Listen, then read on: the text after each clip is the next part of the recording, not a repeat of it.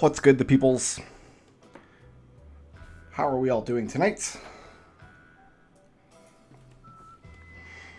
I might need to adjust this audio slightly. I usually don't wear headphones when I stream, but I really want to hear this music.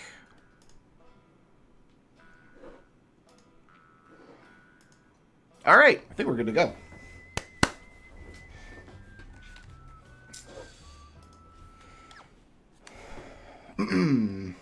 That was a really good version of that song, by the way. That was just excellent. I wasn't expecting anything different. I'm expecting all the music in this game to be excellent.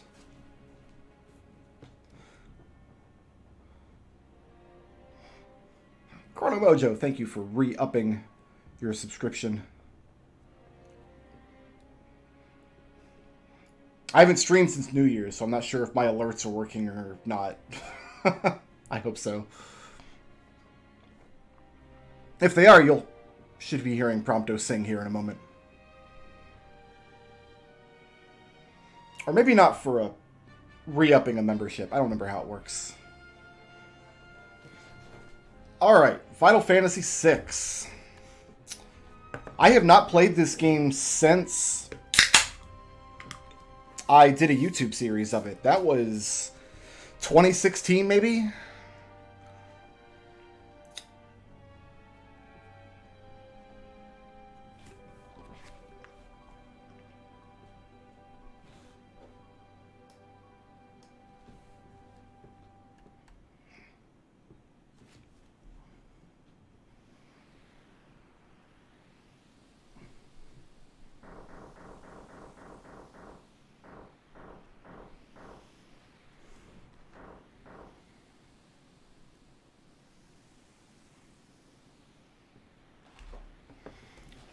How well do I know Final Fantasy VI? Well, we played the absolute balls off of it in, what was it, 1994, right?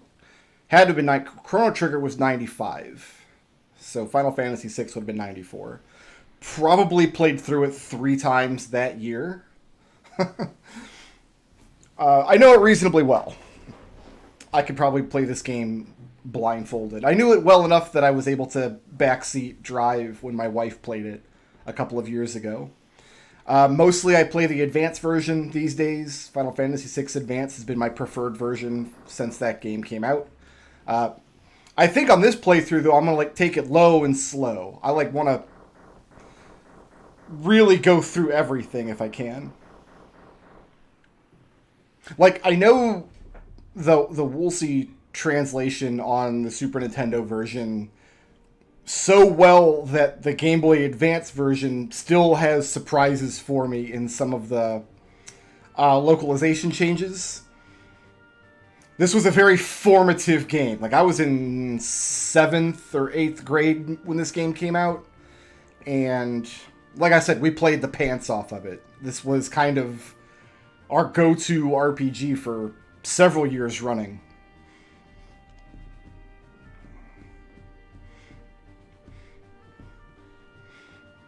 So all of these Pixel remasters have been fantastic.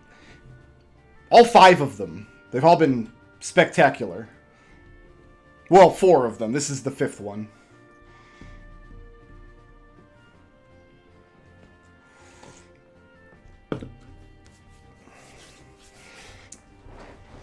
Probably the only Final Fantasy games I know better than 6 at this point are the NES version of 1 and the original versions of 4, and probably 5 at this point, since I've done a yearly playthrough of 5 every year for a decade, thanks to the Fiestas, so I'm pretty in tune with 5 nowadays.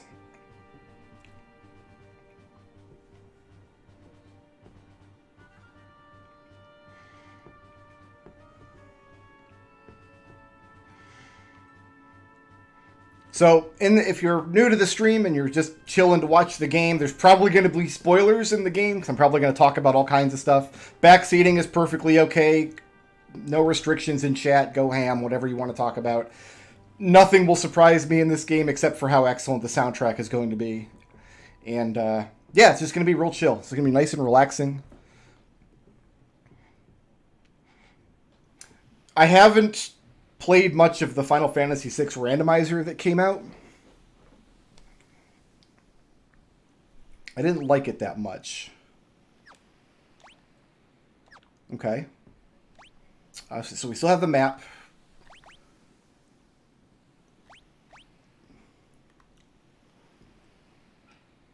Ten chests, 3 items.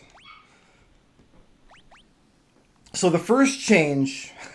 I was gone all day running errands today, and I came home, sat down at the computer. First note I had was a buddy of mine's like, dude, they combined the equipment and relic menus.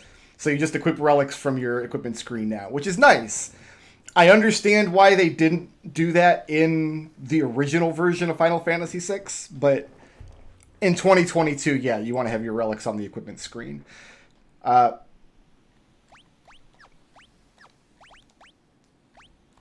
So where would you equip Espers then? I guess we'll find out.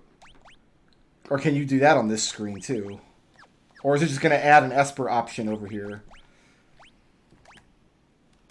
Because this just looks like abilities and stuff. Oh, you don't need to get all the rages for the achievement? That's too bad.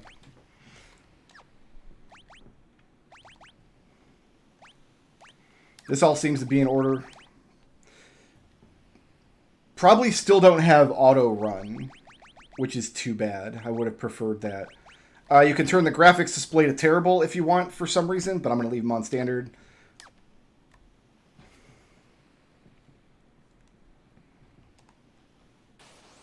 All right, let's murder these guys real quick.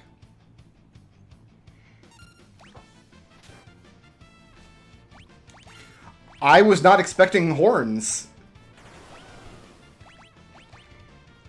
I was expecting guitar. I mean, there is guitar. You've got some guitar in there, but I was expecting guitar on, like, the main melody. Let me know if the audio needs to be tweaked in either direction. I know my audio settings get weird when I wear headphones sometimes.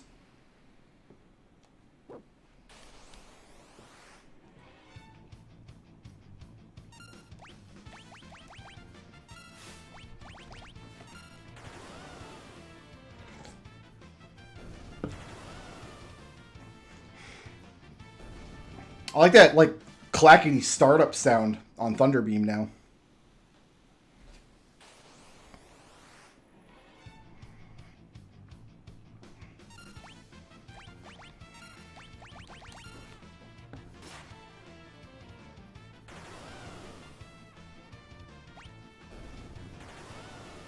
Oh, they all make the same sound effect. Okay, fair enough.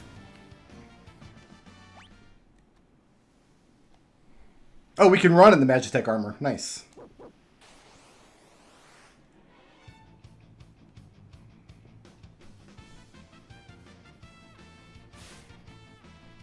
I've heard that Sabin, or not Sabin, Cyan's Bushido abilities have been changed to a menu rather than a bar that fills up. Which, if that's true, then Cyan might actually be good in this version. We'll have to see.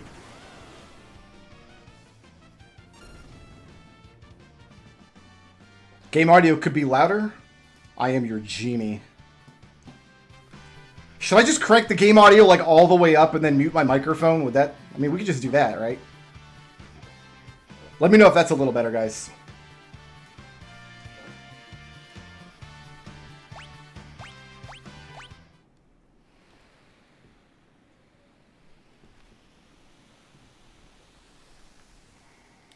So far, I think my single favorite song in the remasters has been the boss music from Final Fantasy IV. Like, the new version of that song, like, just goes hard, and I love it.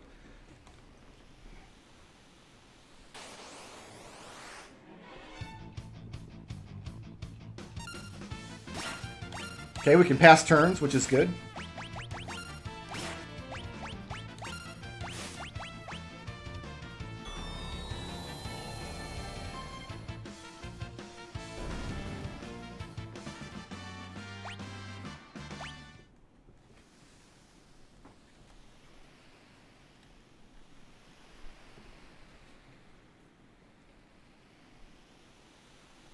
Just all music all the time. That's what we'll do.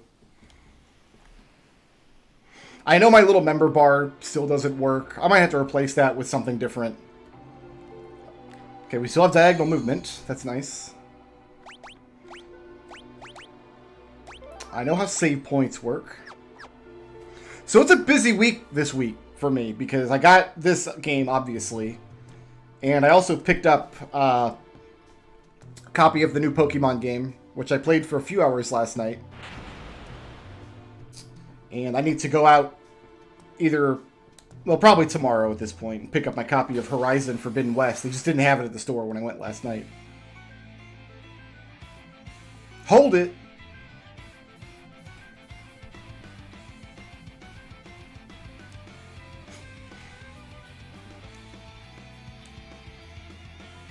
There's that guitar I was waiting for.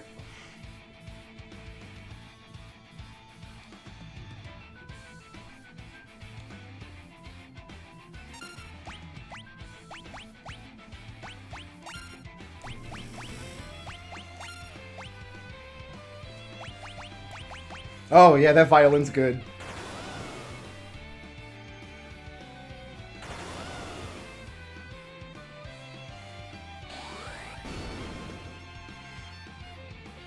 I mean, this was always one of the best battle themes in the series.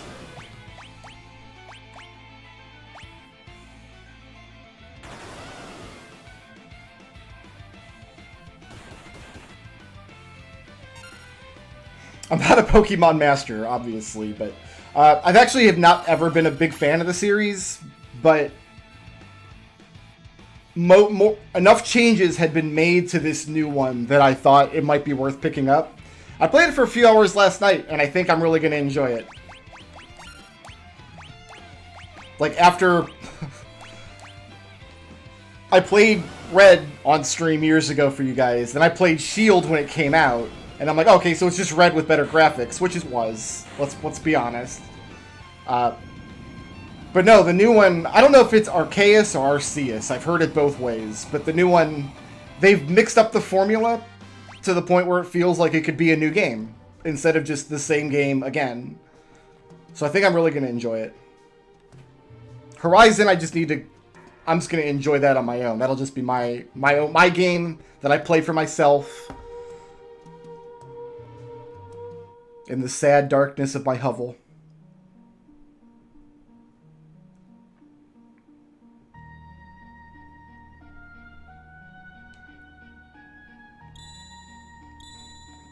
That's a good sound effect.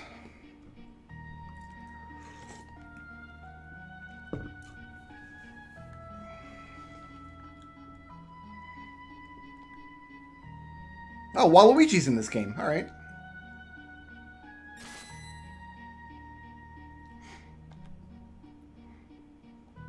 Honestly, I feel that it's going a little lighter on the tutorializing than I was expecting.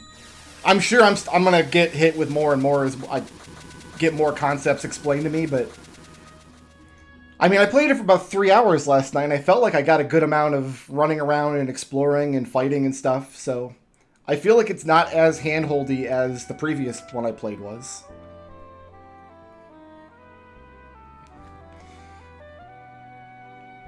Okay, so we're going to ignore this guy and go raid his clock.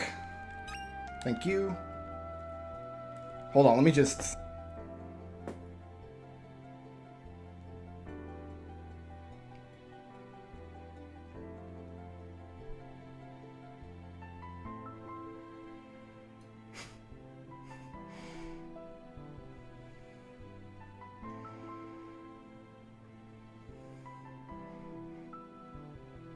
Oh, that bass line back there. I don't know if that was always in the song, but it's working for me. Oh, that's beautiful.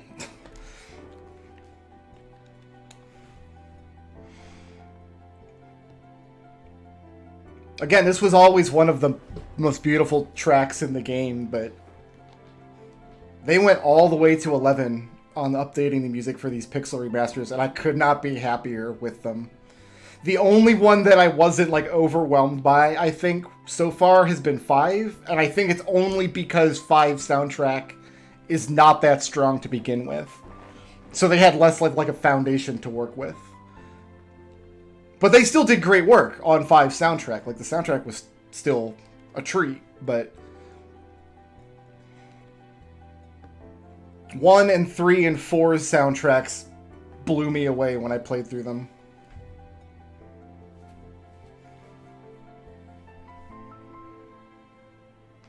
A mysterious young woman born with the gift of magic and enslaved by the Gestalian Empire. Yeah, it's fine. Oh, I actually have the keyboard for this, I guess.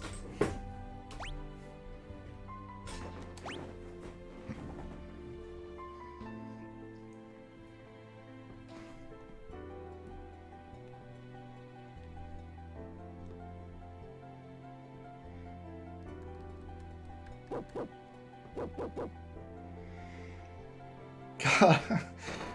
Do we as a people deserve like a to this quality a remastered version of Chrono Trigger's soundtrack? If they do a Chrono Trigger pixel remaster, do we deserve it? Ask yourself.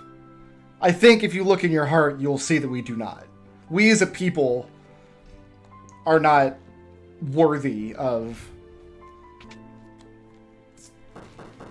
Honestly, I would love to see a pixel remaster of Mystic Quest. That's like the last 16-bit Final Fantasy that I think should get some love in modern day, but I think chances of that are very slim. I think we would see Chrono Trigger before that, but just because Mystic Quest soundtrack is so great. Oh, I've got my Steam achievements turned on right now. Usually I don't have them turned on so you guys can see them on stream, but... Why did I turn them on? I don't remember now. I turned them on for some recording I was doing. Must have been for Mega Man X then.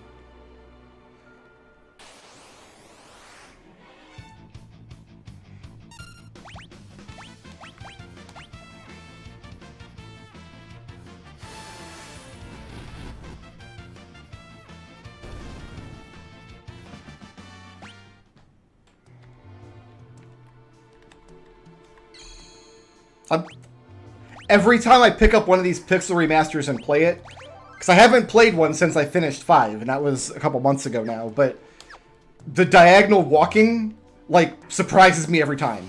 Like I'm seeing it for the first time again.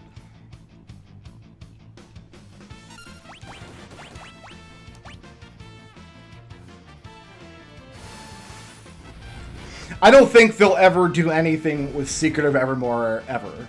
Like, if they didn't even put it on that Mana collection that came out, and I think that was the most likely place we were going to see Evermore acknowledged. So, since that didn't happen, I just will assume that Evermore is just dead to them.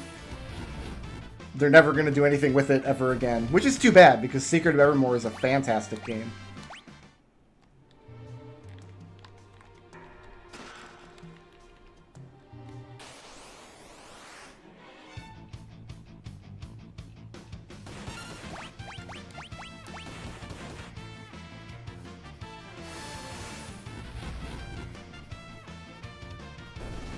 Mystic Quest at least did get a couple of nods in, like, the Theatrhythm games. Here, actually, I'm going to enjoy the cave music for a moment.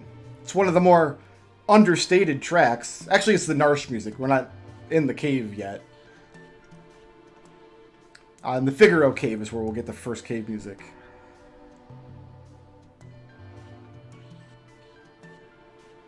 I'm going to be doing this a lot through the stream. Just chilling and listening to the... Ooh.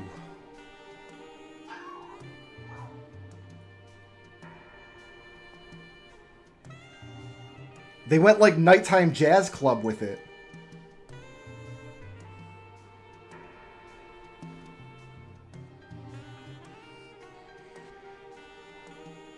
This is like the Narsh lounge singer OC remix.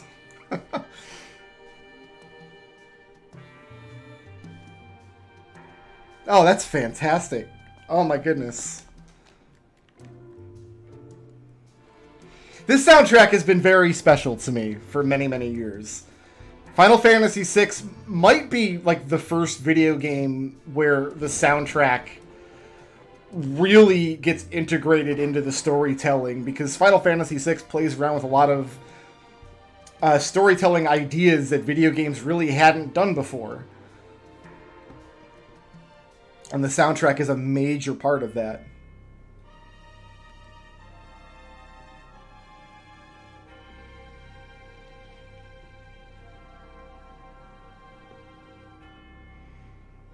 See, if you're going to remaster any of the Soul Blazer games, like Soul Blazer, Illusion of Gaia, any of those kind of classic, like, Quintet games, I think you need to go, like, full 3D remake. Like, don't go Dark Souls with it. That'd be too much of a thing. But, like, 3D action game. Let's see those environments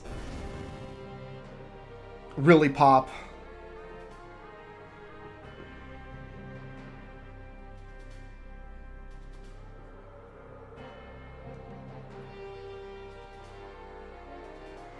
I never got into Robo-Trek. I should give it another shot now that I've got the Super NT and I'm trying to build a decent SNES collection. Maybe I'll give it another try someday.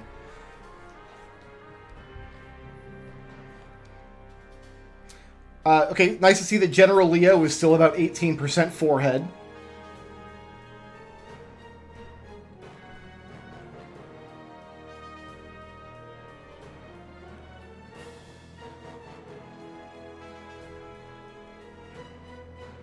So, a change has been made to this scene. It's subtle.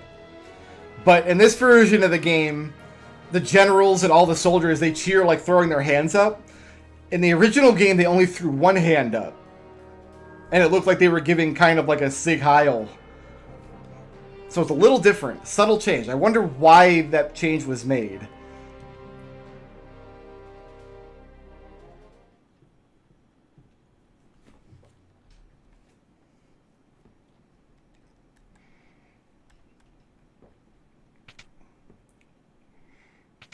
I'm gonna have to get the keyboard out again, like every 10 minutes here at the beginning. A treasure hunter and trail-worn traveler, searching the world for relics of the past. Oh, it's Victor Veritas.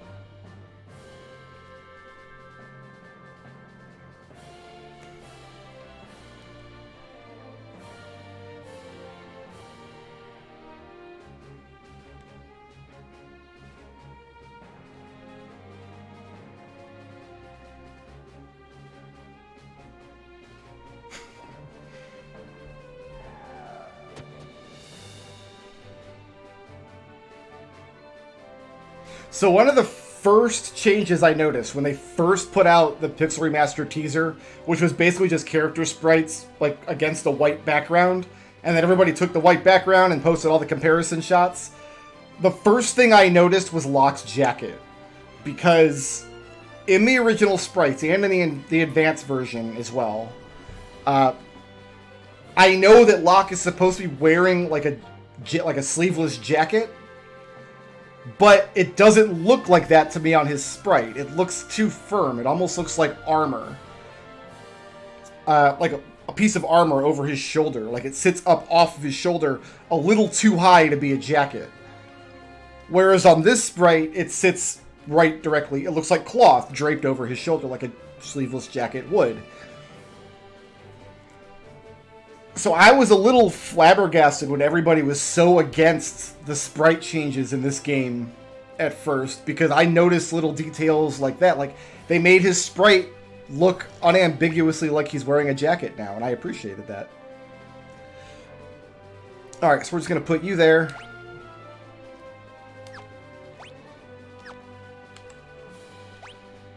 There's Mogort.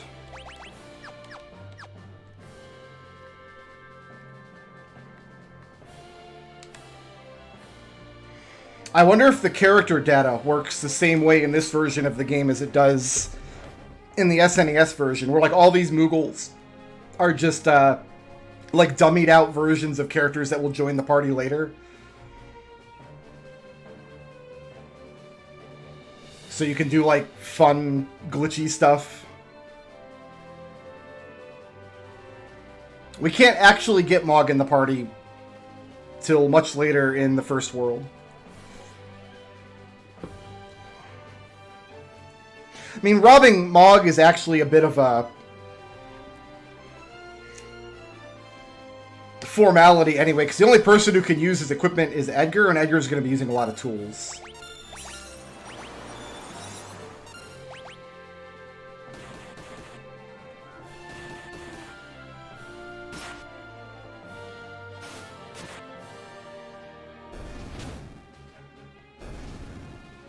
I think the contrast in the sprites only really looked bad against that stark white background.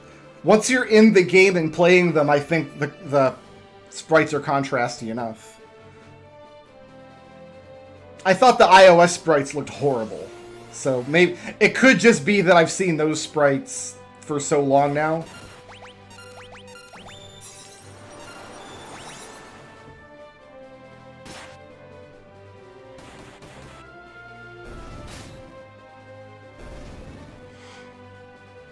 I guess that's true. We'll give Terra the shield.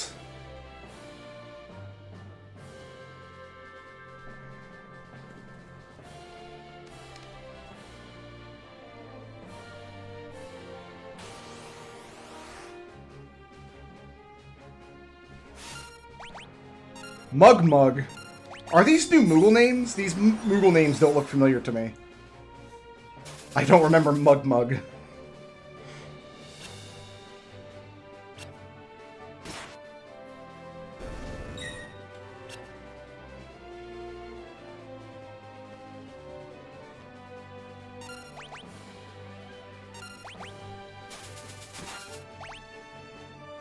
I mean, the other sprites that I work with a lot are the ones from Record Keeper, because my D&D players keep making me use Record Keeper sprites in D&D games. And a lot of those have been redrawn for Record Keeper, and they also look great. They look really, really good. You kind of get to see all the Final Fantasy characters drawn in, like, the 6 sprite style.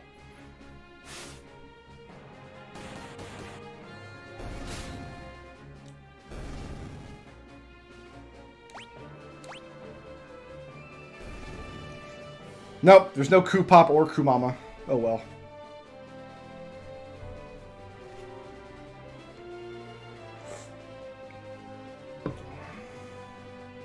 So I played the Game Boy Advance version of this game. I've been playing it for years and years, but I'm not super familiar with that translation because when I play Final Fantasy VI, I tend to hammer through the dialogue. I don't... Like, I probably have never gone through the Advance version and, like, talked to all the NPCs and stuff.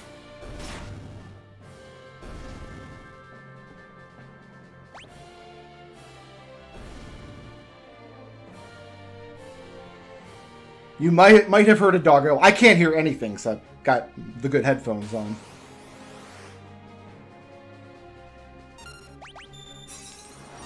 Oh, I didn't mean to attack with Mog there. I didn't see what battle I was in.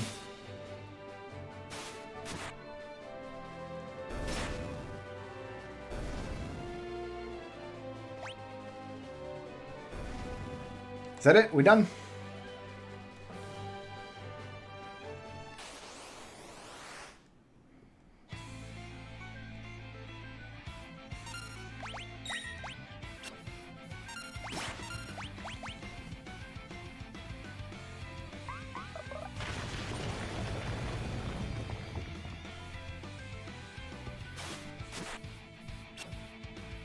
That cave-in must be fractional damage. Because that looked like way too little damage to me. That's what we're looking for in this fight, is Snare. Did Mog not spin when he jumped out and danced? Or did I just miss it?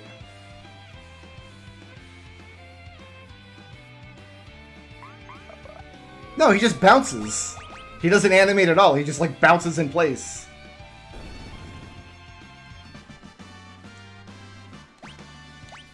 Hi, Potion.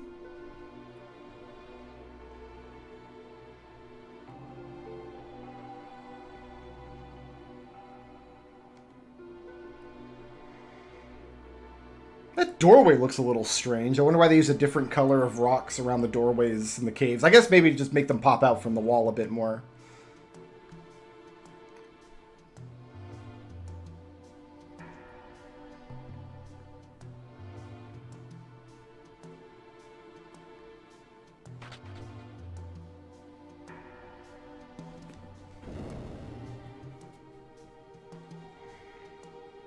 That almost looked like a bug to me. Like, that animation wasn't properly implemented or something.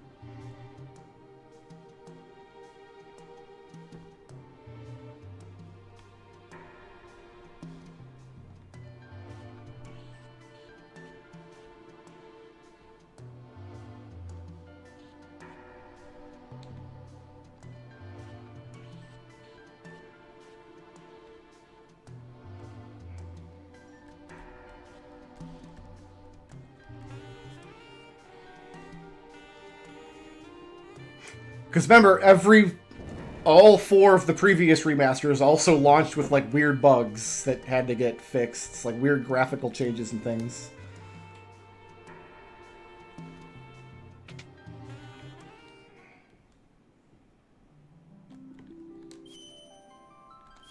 Oh, you can't just hold down the button and infinitely drink the water anymore. Oh well. There's goodies in some of these.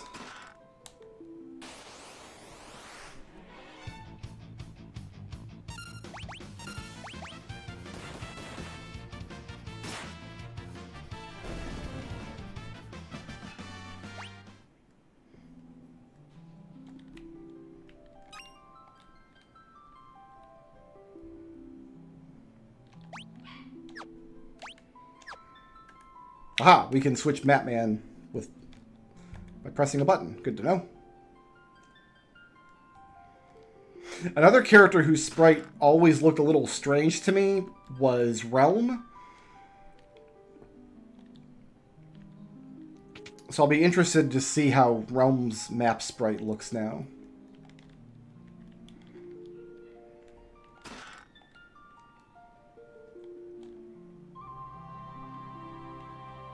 Oh, we should probably just enjoy the prelude for a moment, right?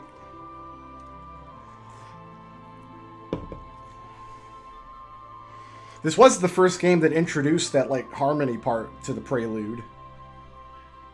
No, 4 was. Yeah, 4 did it. 6 put some of the little flourishes in it that are recognizable now. I really wanted that jump drain bug to still be in when I played Final Fantasy IV. But yeah, that jump drain bug in Final Fantasy III, that almost prevented me from completing a solo run of that game.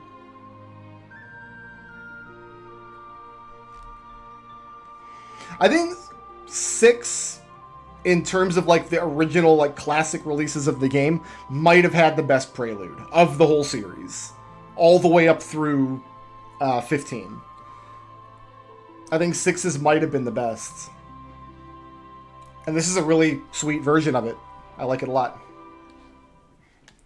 If I find a song in this game that I don't like, don't worry. You guys will be the first to know. The world map looks a little too bright to me.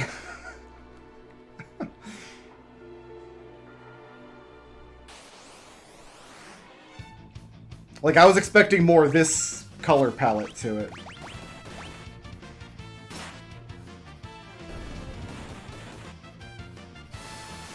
More dark greens and such.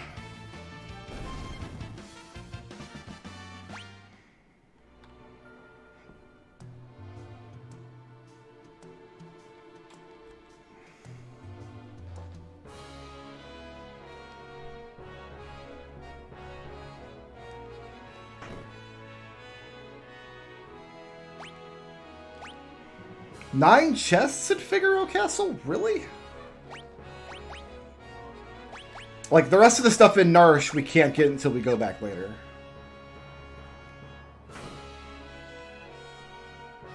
Yeah, the world map looked like that on the advanced version of the game as well. Like, just a little too bright.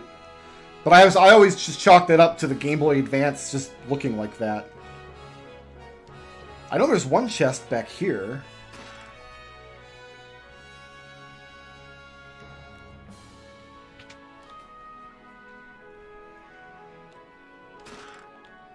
We're not going to be able to get a chance to buy the stuff with Edgar right now. This is the wrong shop.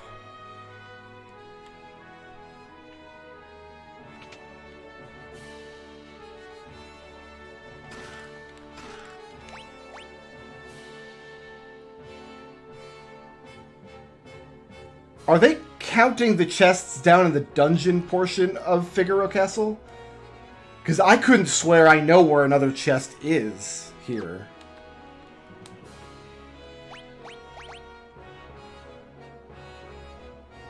Does Edgar come with all of these or just auto crossbow? Whatever, I'll just buy one. I know it comes for sure with auto crossbow. I don't know if I had to buy those or not. If not, I'll sell them later. Yeah, I would think the dungeon portion of the castle is its own separate area, though. Edgar's sprite looks a little more vibrant, too, though. But that's not just a change in, like, the whole game looking a little brighter, because Locke has the color palette that I remember. I remember Edgar's clothes being similar in, like, color to Locke, like, having a similar style of blue. But Edgar's a little more vibrant now, which I think is appropriate.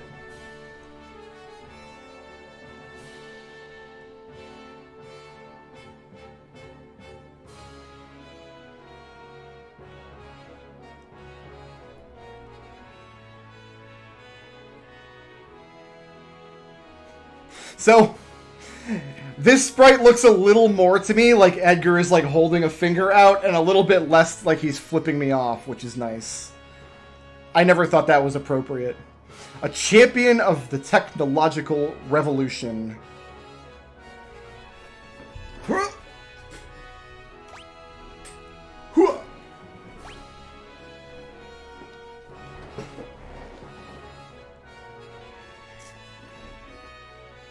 They're gonna have to really stretch for the colors they assign characters in the dialogue boxes, because there's what, 14 playable characters in this game, not counting the NPC characters like Leo and Bannon that join for one scene.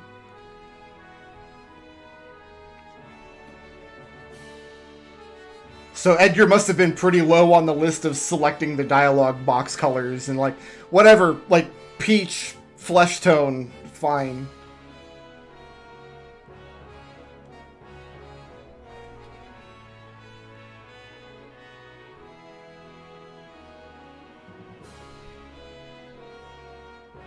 Also, on his sprite here, so on the SNES, his cloak always hung straight down.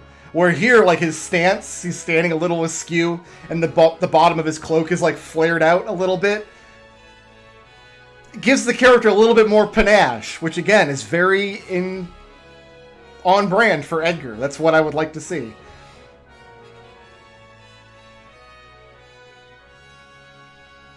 Yeah, Edgar's looking pretty sexy. I'm down.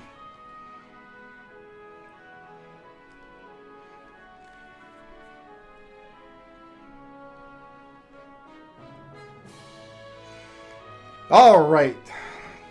So one bonus is I will not have to equip sprint shoes in this version of the game, which is really nice, because frees up a relic slot. We have... Unfortunately, there's no auto run in the Pixel remasters, but... yeah, we'll rest for a bit.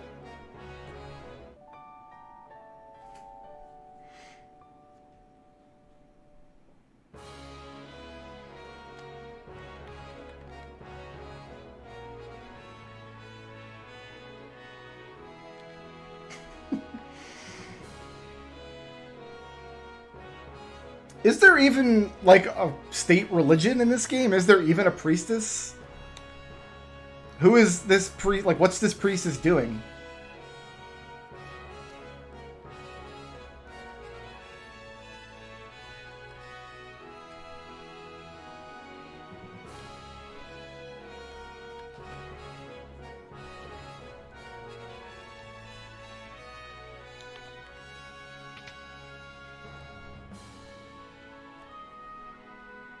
Oh, I guess this must be the priestess.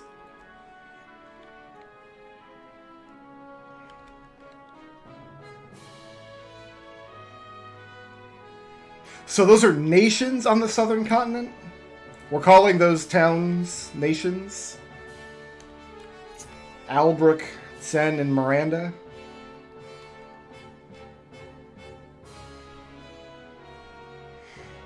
That's a little alarming. This NPC exists in the older versions, right? Like, that's a little upsetting, Edgar. Calm down, buddy. Oh, we'll just clip through the curtains. That's fine.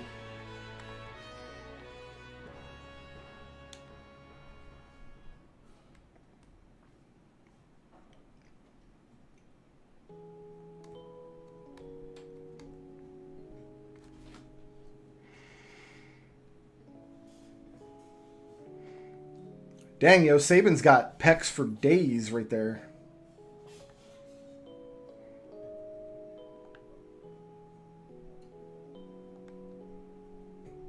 Let's just see if I can find my enter key without having to drag the keyboard tray back out.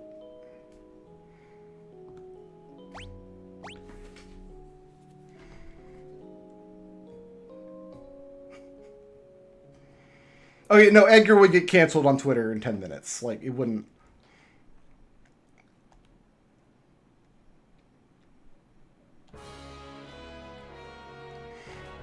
Alright, so we batted down that plot flag.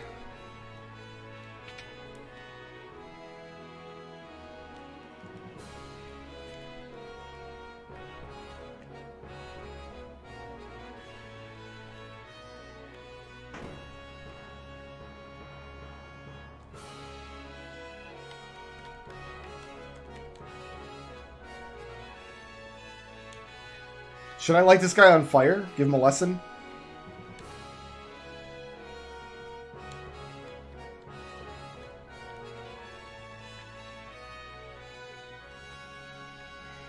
Ever since I learned the trick where the game doesn't actually need diagonal directions, Blitz has not bothered me.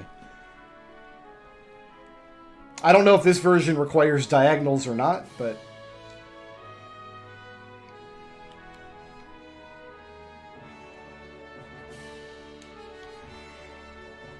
Alright, so I think we've talked to all the NPCs. Next plot flag is to go back and talk to Edgar, and then come back out here and talk to Locke.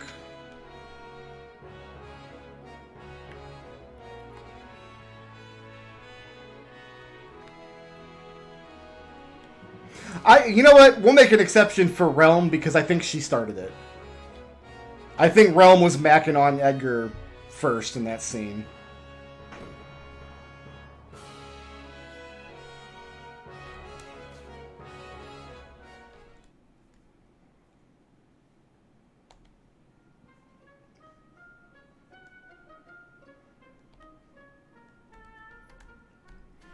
Alright, which version of the line are we using? Oh wow, Kefka's Sprite is way better. Way better.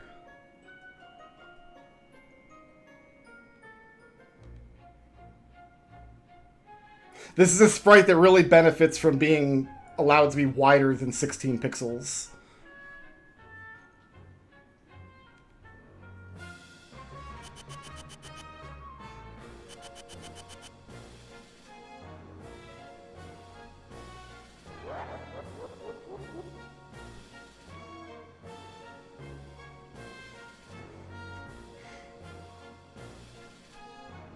Yeah, that's a big improvement on Kefka's Sprite.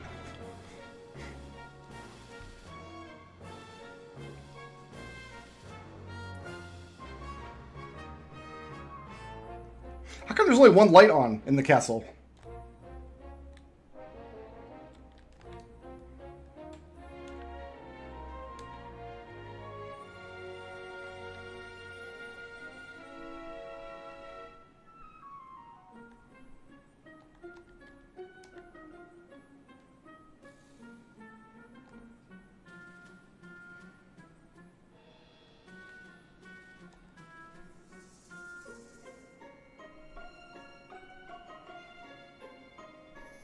This is a much improved version of Kefka's theme song, and it was already really strong in every other version of the game. It's just... It's more unsettling. It's got, like, they've really gone all in on, like, the dark carnival aspect of it. Who did it? Keely Chow, thank you for subscribing. Appreciate it.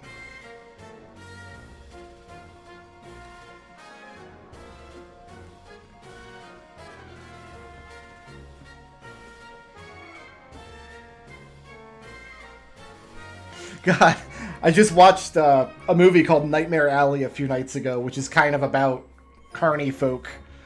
So all that carnival imagery is in my head when I'm listening to this song, and I'm like, yep, see it very clearly.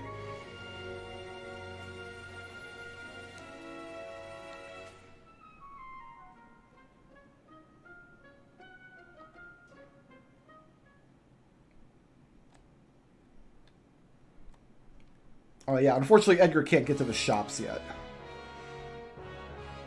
Because Edgar gets half price on all goods in Figaro Castle, but there's not a point in this game where... In this point in the game where you can assign Edgar to your party and then get to the shops.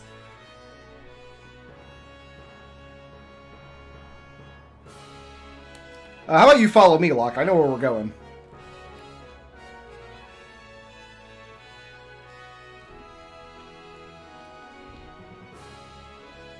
Did he just start walking back up the stairs? You're not supposed to be able to run ahead of Locke there. Originally, you weren't... The run command in this game on the maps is tied to a relic that you equip. And you can't have it in the game yet. But starting with 6 Advanced, they started giving you a run button.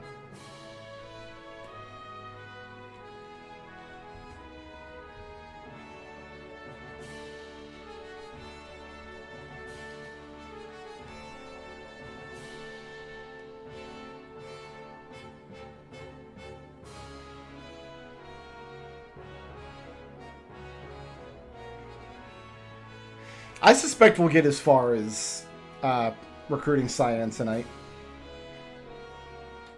So we'll get to see.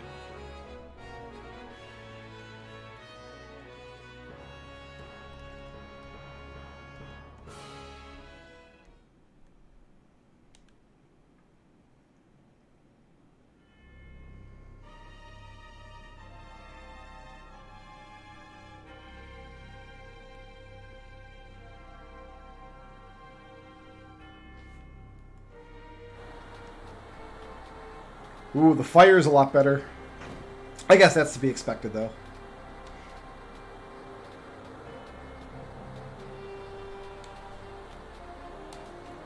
Welcome to my barbecue!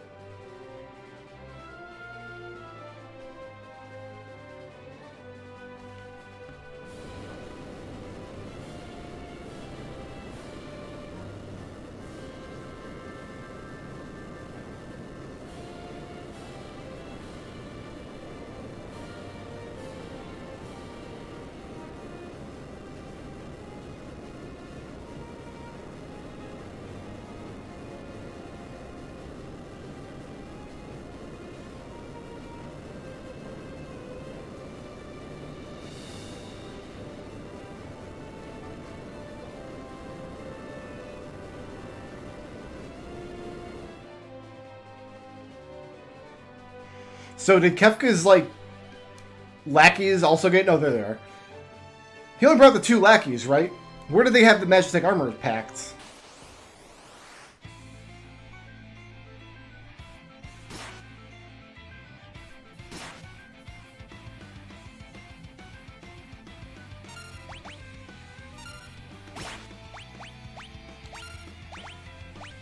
Yeah, he doesn't come with the noise blaster or the bio blaster. I don't know if these things count as humans. I'm going to assume not. Because I'm pretty sure the bio blaster does increase damage to human targets. But you know what? I got to see the auto crossbow. That felt pretty satisfying. Uh-oh. Magic Armor's going to have to chill out for a second while we have a freak out. Did you see that?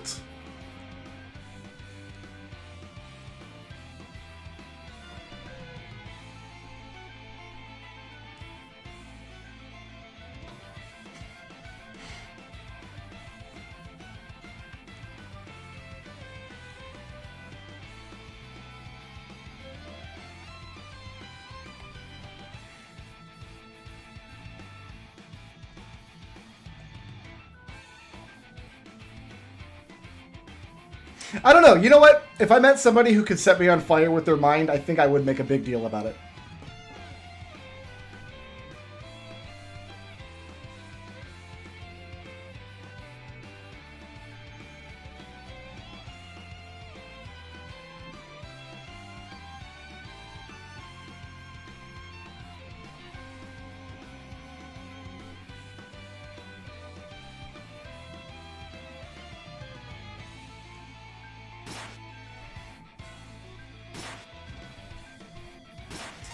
So really, we need to put Edgar in the back row.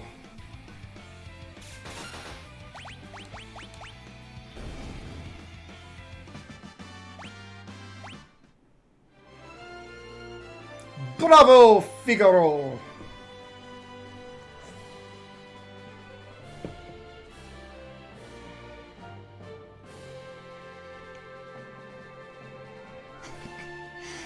Okay, so... controversial opinion, but I do think Son of a Sandworm is the better line. Son of a Submariner doesn't make a lot of sense in the context of this scene. I don't even know if submarines exist in this universe. Son of a Sandworm is something you can call Edgar and it would make sense. I know I'm not supposed to have that opinion, having played the SNES version for years, but I think Son of a Sandworm is the better line.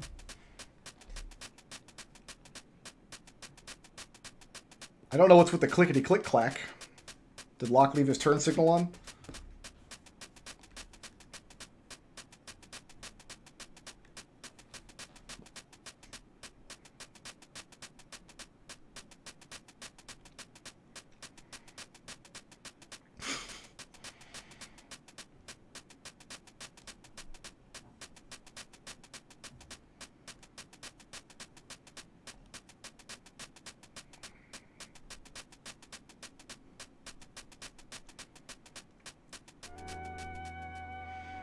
You only go underwater in one scene in this game, and 3 men squeeze their heads into the same diving helmet.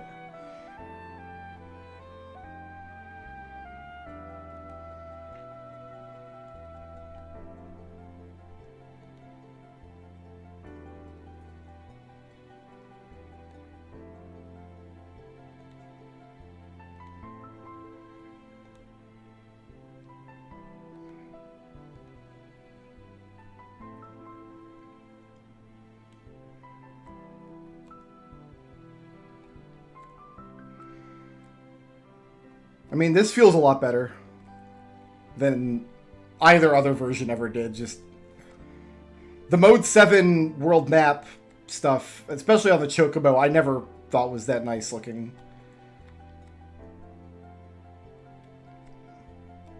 This feels a lot more natural.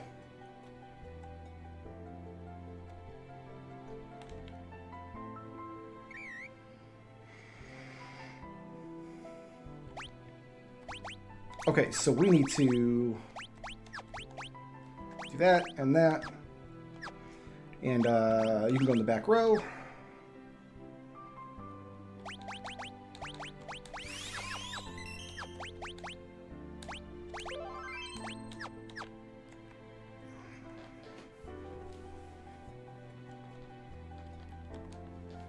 Get out of here.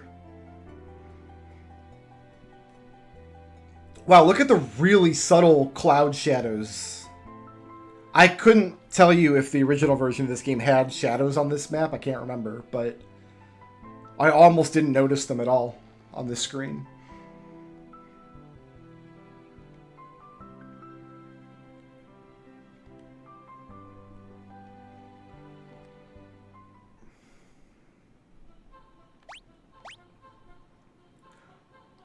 Tres boxes. And we don't want to open any boxes in this cave because the contents of the boxes will change into something better if we wait until later. So we just need to get through here for now.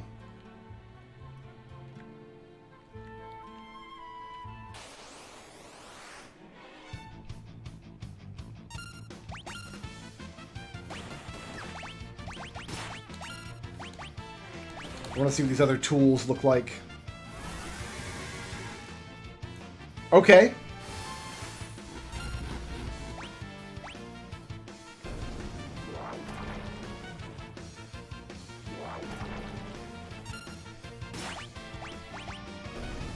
We've seen this once already.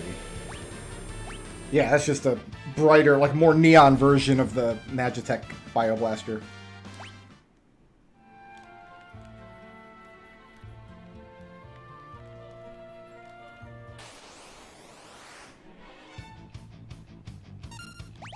But you just don't beat good old auto crossbow. You just don't. It's too strong.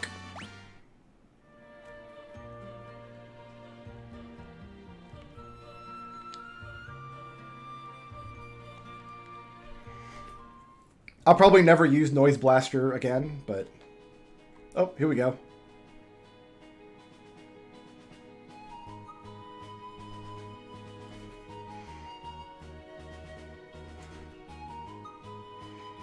It's a little more whimsical. That, like, wood flute has a bit more of a... like a skip to it.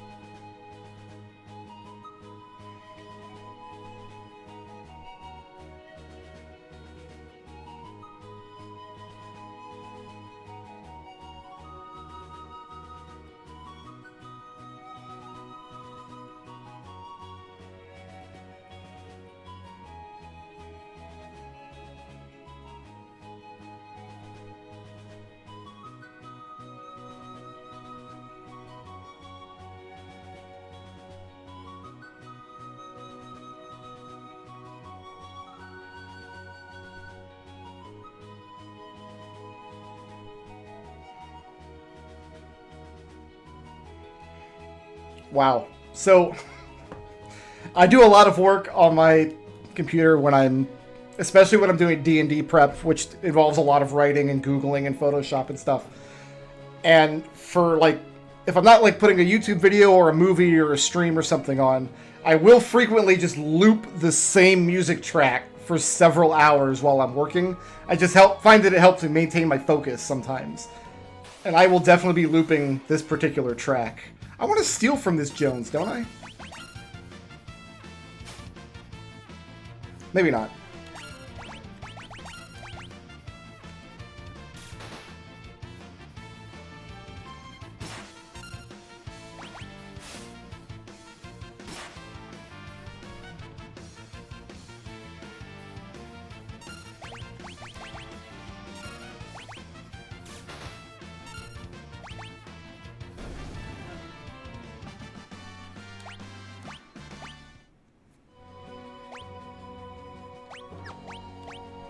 Oops.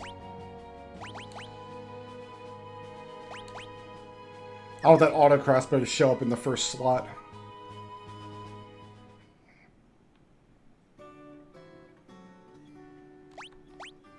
Only one item. There's an elixir in here, I believe.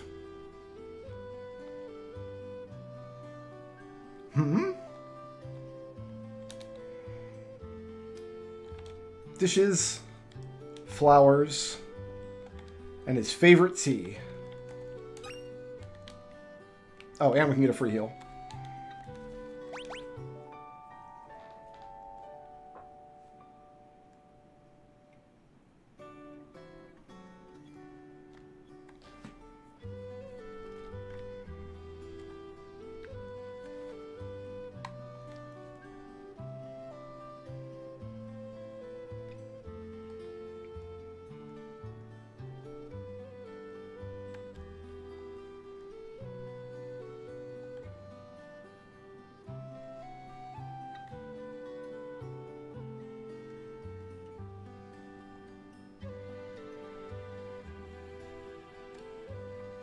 And one cabbage. The monks in this game subside on cabbage and turnip stew. Now, back in the RPG Maker days, when you used to like rip tile sets from a lot of Super Nintendo games, a lot of 16-bit games, and put them into sprite sheets that could work with RPG Maker software, Final Fantasy VI was notoriously hard to do that with because of the way that certain object sprites are offset from where your character steps. The game's not actually broke up into like 16 by 16 pixel squares that your characters stand on and fill up the way that they are in Final Fantasy 4 and 5, say. Like, just the effect of, like, there's this cabbage here, and the cabbage looks like it takes up one tile on the map, but I can stand in front of it, and then take one step, and then stand behind it. And I remember, like, just getting that effect to work, instead of having, like, a cabbage tile that you do, like, a full, like, square walk around, because the cabbage can't be walked on. That effect is actually took some trial and error to get right, and most people didn't bother. So most RPG Maker games that used the Final Fantasy VI sprite sheets just looked awful because the tiles weren't designed to be used the way of like Final Fantasy 4s or any of the other ones. In fact, Chrono Trigger was even worse in that regard. Chrono Trigger tile sets always looked pretty lousy. Ah, the old RPG Makering days. I don't want to get any of this stuff either, do I? Whatever, I'll just take it. This way I don't have to buy a bunch of starting healing items. But yeah, it's that offset effect, though, that is difficult to do in RPG Maker software. And most people didn't bother to try. And it's not something that you really notice when you're playing the game, you know, like in 1994, like I didn't play this game and I'm like, oh, look, I'm offset from the cabbage. Like that's not a conversation that we had about the game back in the day.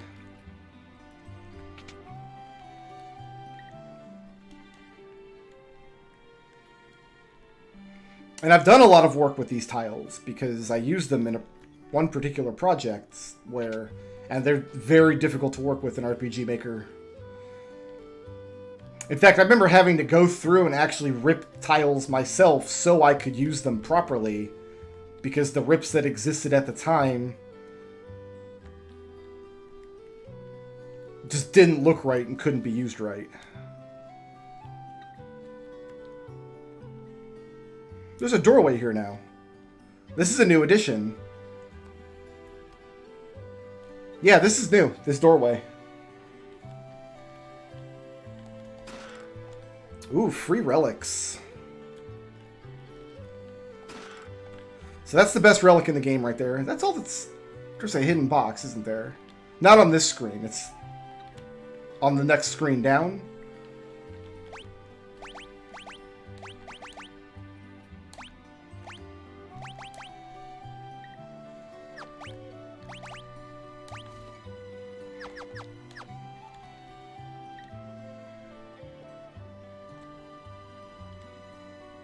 I don't think there's any boxes in any of these little rooms. We're not supposed to be here yet, by the way. You're not supposed to come down here or know that any of this exists.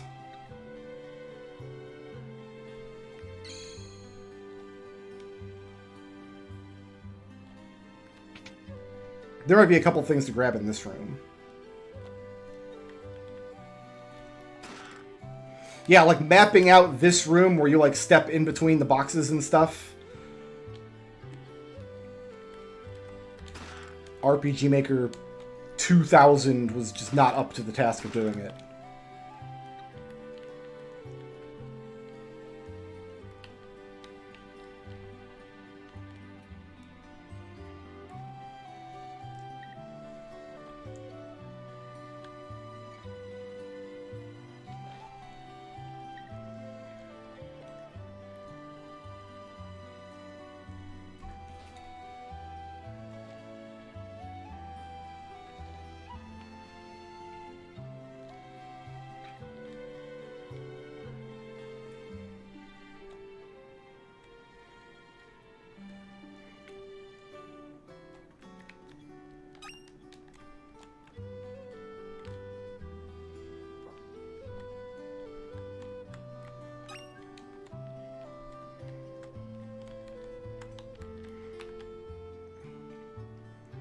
And we can take the poor bastard's secret passage that we're not supposed to know about yet.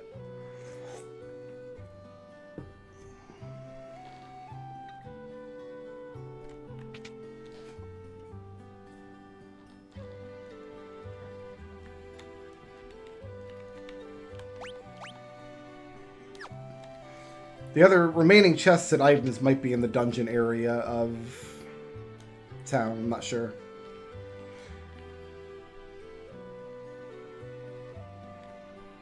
Alright, let's get our relic tutorial that's unskippable.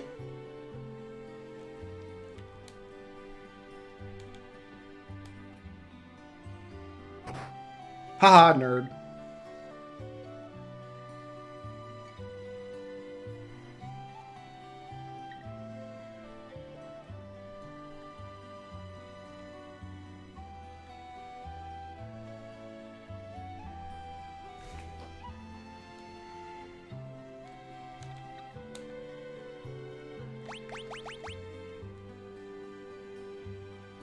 Why is that window a weird color?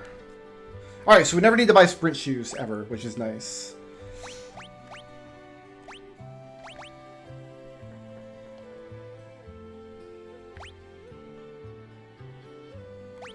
I don't think I need any of these.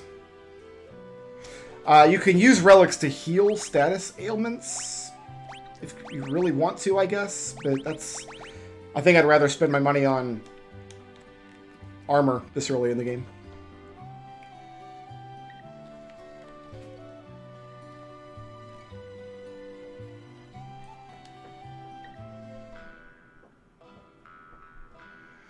This lady's dressed pretty fancy for being in here.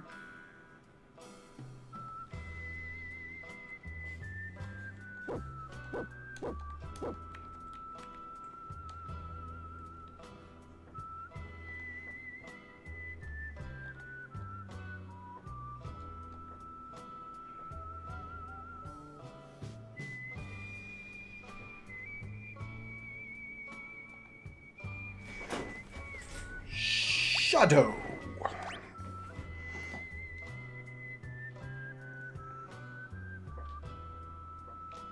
I heard he'd slit his mama's throat for a nickel.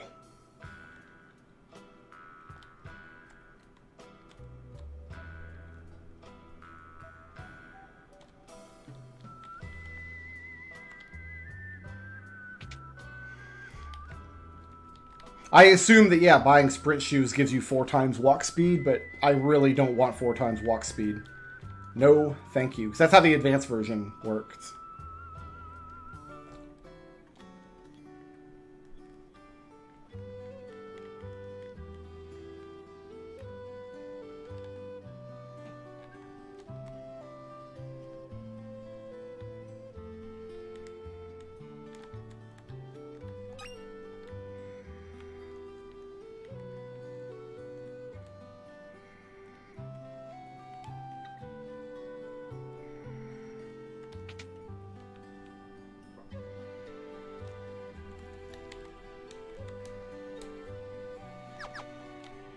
The one clock in the game that doesn't have an elixir. Which I take as a personal insult. I don't know about you guys.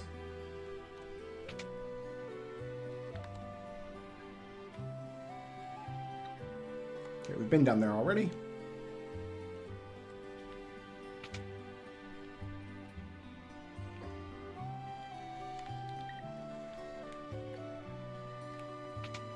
And there's this lady with a save point in the basement.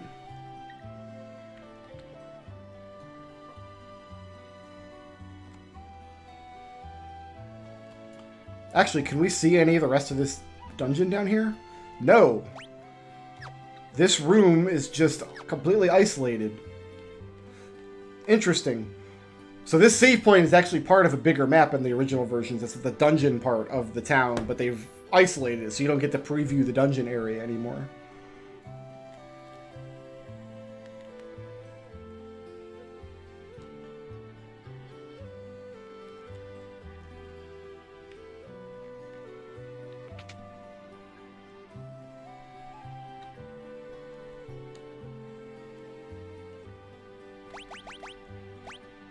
Oh, we can get these later. Okay, never mind. Great sword. How great is it? Greater than the mithril sword.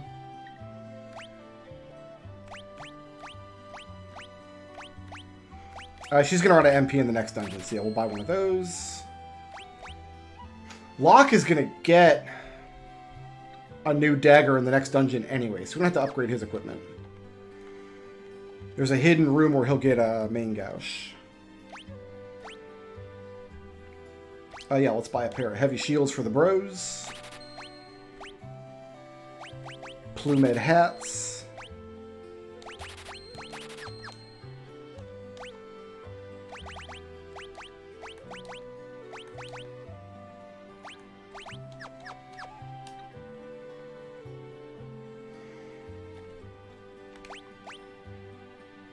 Yeah, the rest of the chests and stuff must be downstairs.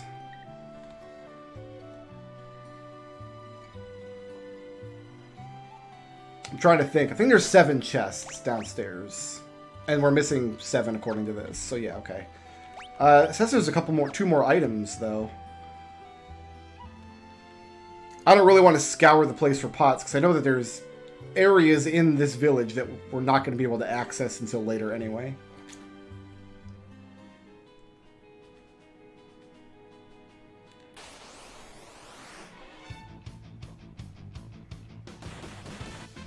Cool back attack, bro.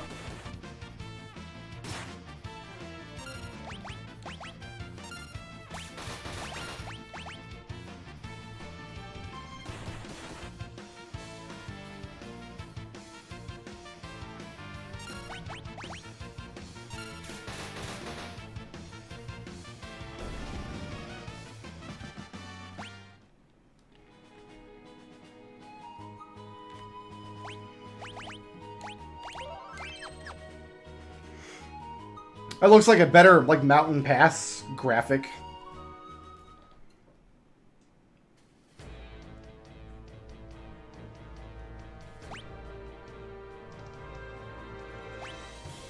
Four chests.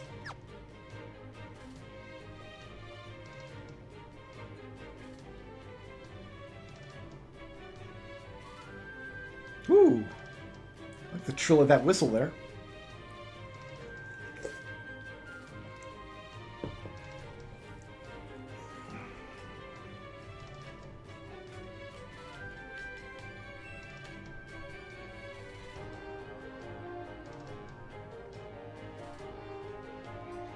Yeah, the mountain theme is a lot more playful.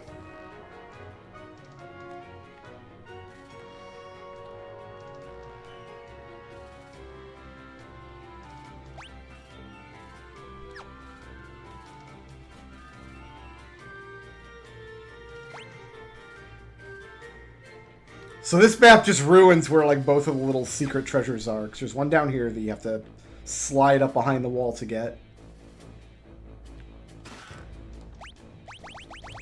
For my boy.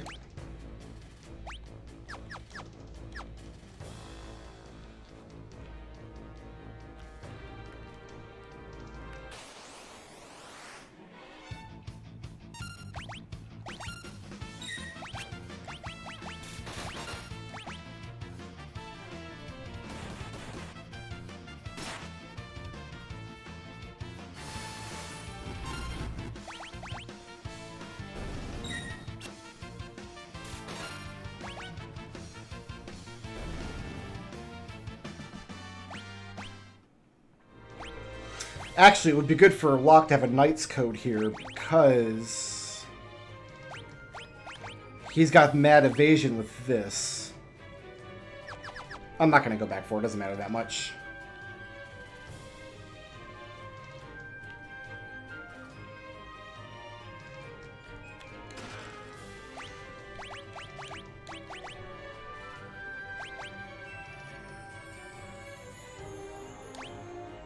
Give him both, because Terra's got magic.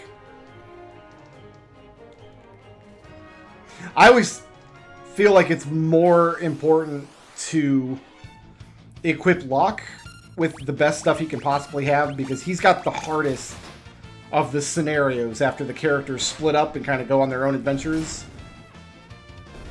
Locke has the hardest of the three, because he's got a solo part of it.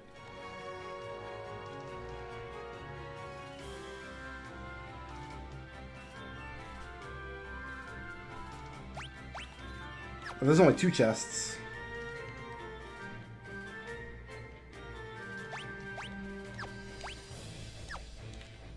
So we want to circle all the way around here. I probably won't get the Chrono Cross remaster. I don't know. I might. I haven't really thought about it. But... oh, no. I do want to go in there. But I bought Shadow Madness. Hell yeah. $15 for the worst PS1 RPG ever.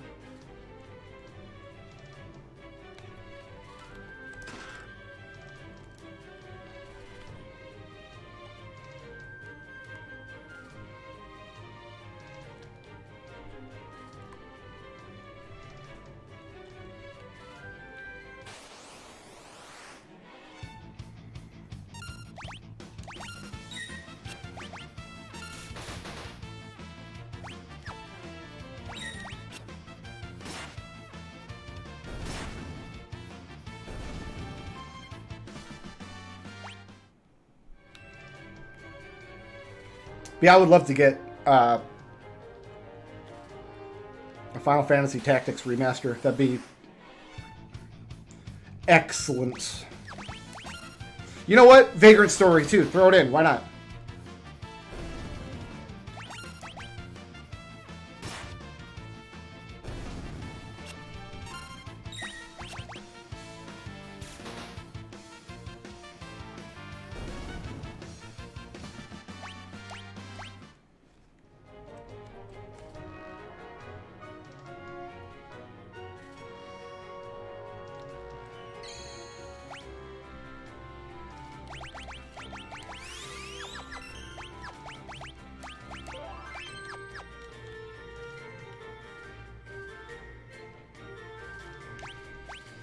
Missing a box.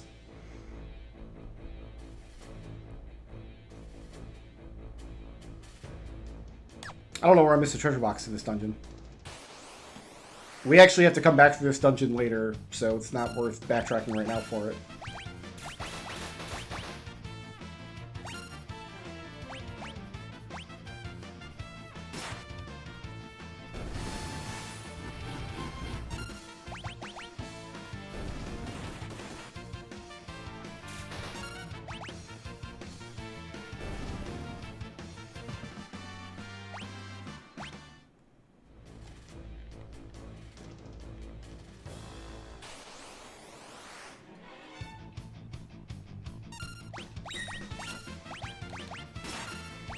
Unless there's a part of this big, like, spirally map that I've never known about.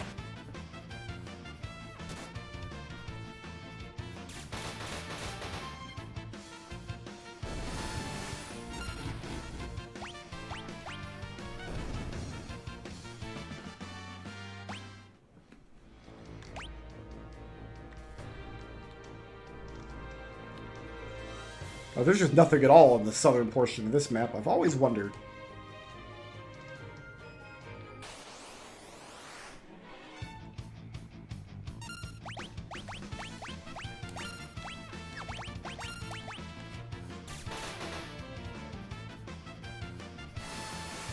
Yeah, I'm definitely not backtracking all the way to the start of the dungeon right now.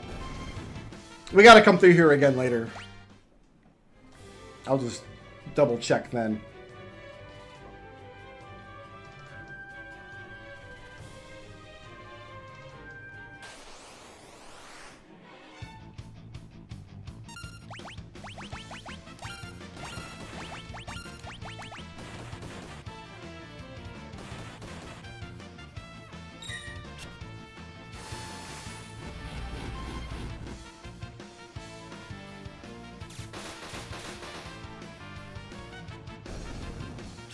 Good job, Locke. You got it, my man.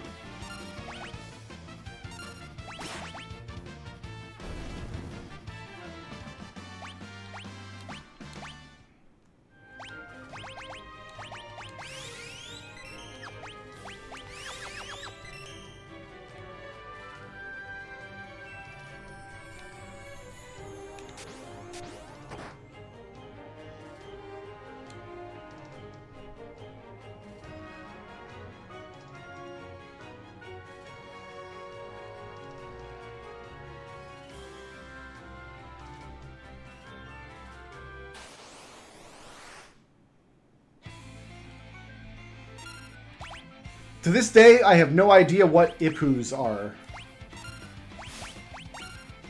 I still don't, and I never will.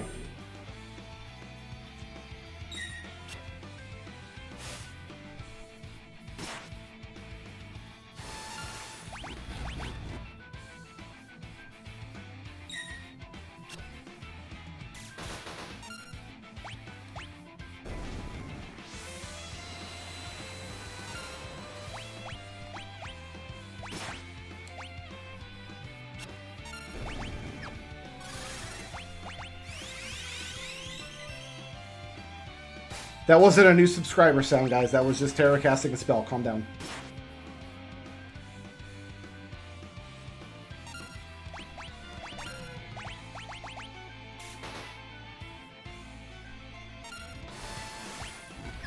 I've never tried to steal from most of the bosses in this game. I wonder if we should do that in this run. I had a potion. Excellent.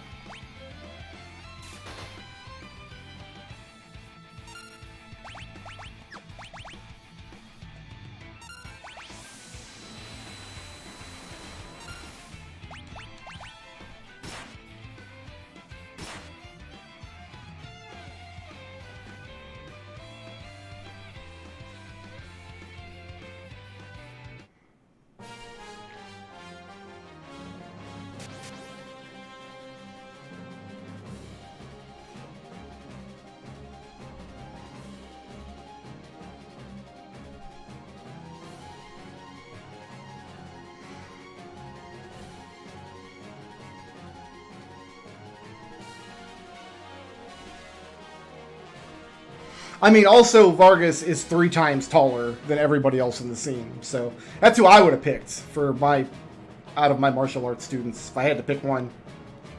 The guy who's 18 feet tall.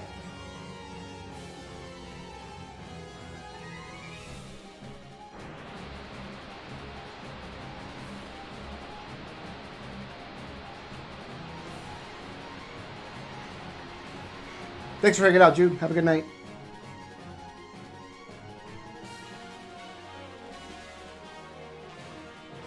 Oh, that stance. That frame right there, that sprite. That looks very cool. Where he's putting his big old beefy shoulder out there. Looks like he's about to bull charge his way through a wall.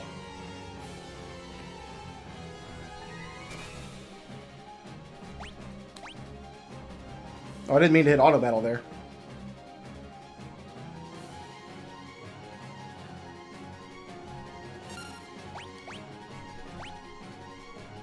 Oh, do you not input? Oh, I see. Okay. That works for me.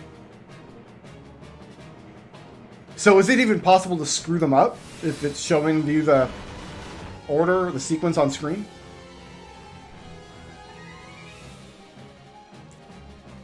Yeah, we just did. I just did that.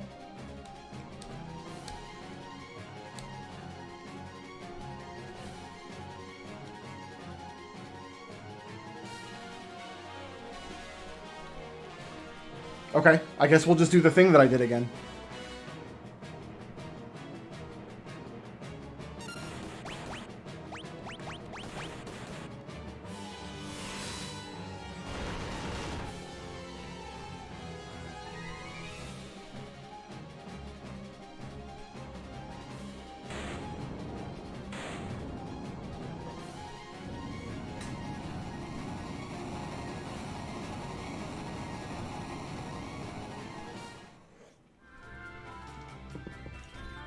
Hooray, we murdered him.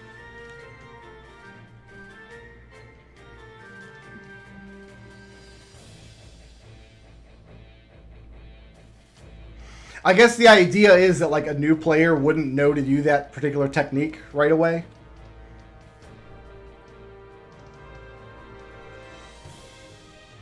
So the timing just doesn't work right in the program. You can't use it until after that plot flag. Because I guess the story of the fight flows better if Sabin tries to punch him first.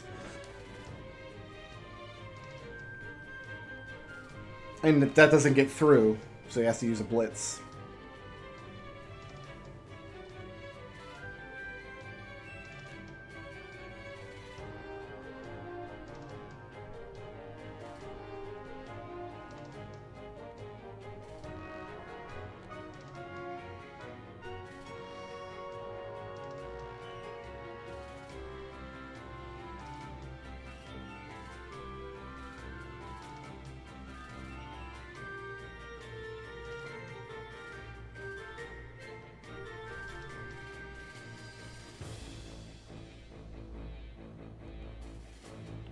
And I don't... buckler, I guess.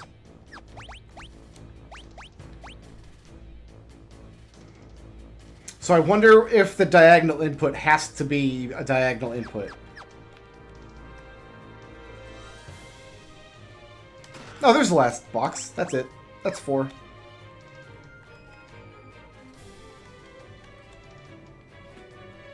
I'm gonna put your boy out front.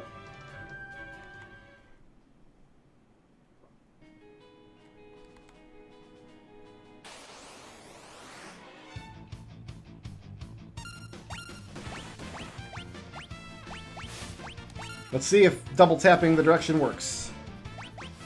It does. So yeah, you don't have diagonal inputs are still not required.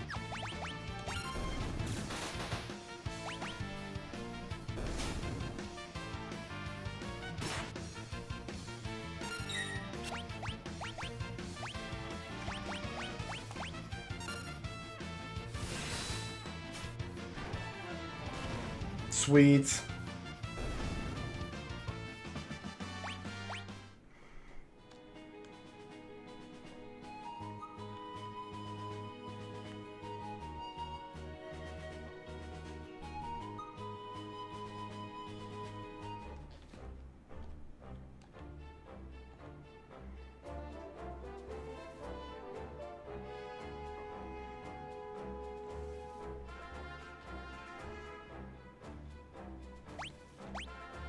Six chests and 3 items.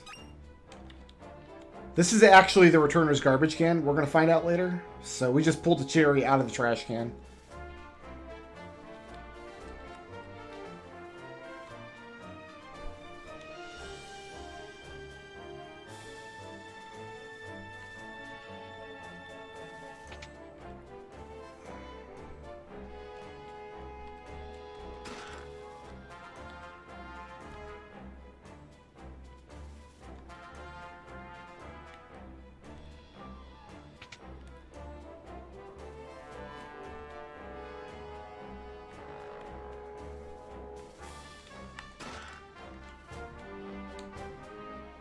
Bannon's cloak is a much different color.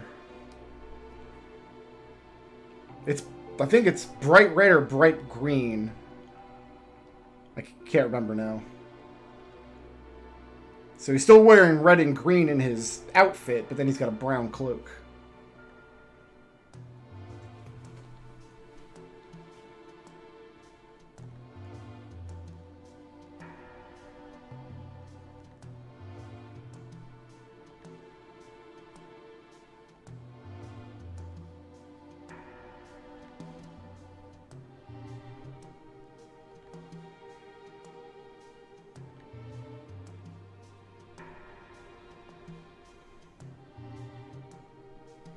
Everything but lust. Oh, and wrath. No wrath. Wrath was already in the world.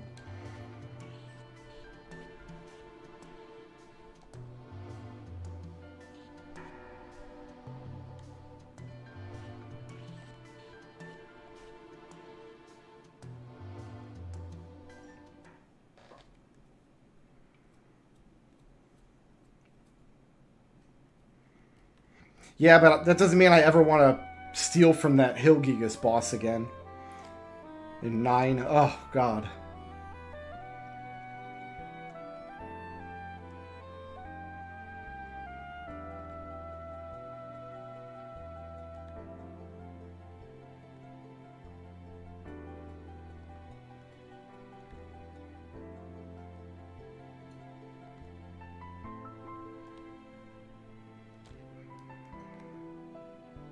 Gotta go collect our pep talks. First, we gotta throw away the garbage. Scrap people, throw it away. We will never get any resolution to that plot point.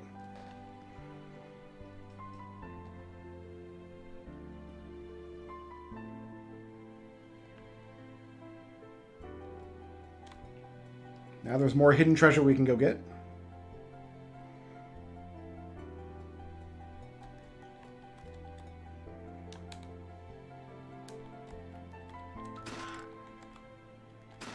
New knife.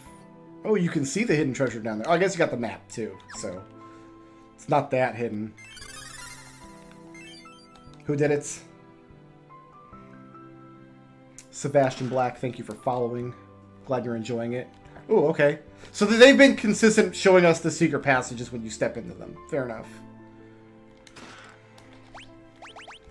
White Cape is pretty good, but I don't think I want to give it to Terra.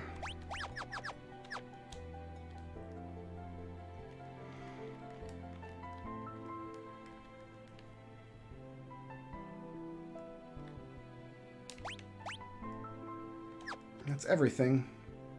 Oh, we gotta go get our third pep talk.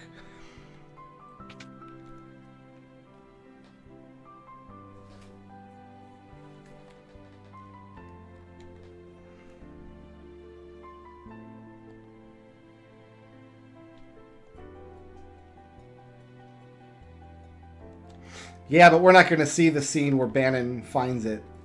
There is a... So what's supposed to happen is you're supposed to go outside and tell Bannon, yeah, I'll fight for the returners. It'll be awesome.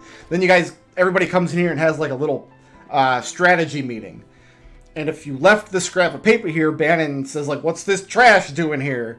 And if you threw it away, Bannon's like, where did my super important maps and plans and strategies go? But we're not going to see that scene. So we're going to skip it. In fact, before I go outside,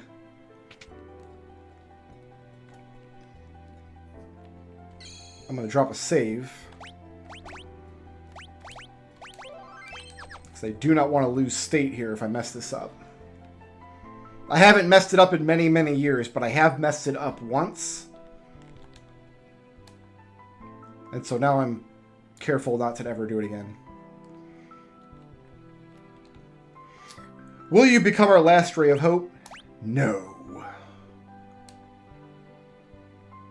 And then it sends you back inside. Then you go out again. Will you become our last ray of hope? No. And you get a slightly different reaction from him the second and third time you tell him.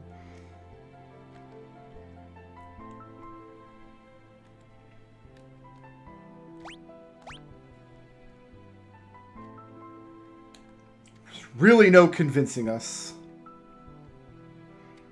And after that, the game takes over.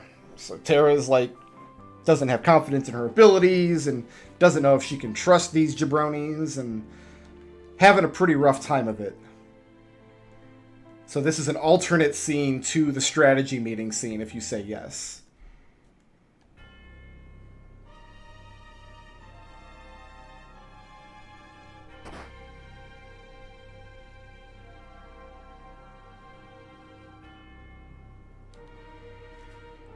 South Figaro has been taken by the Empire.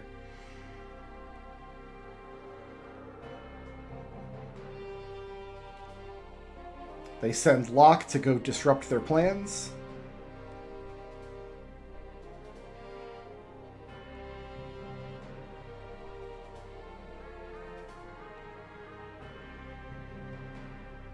Edgar does some jumping jacks.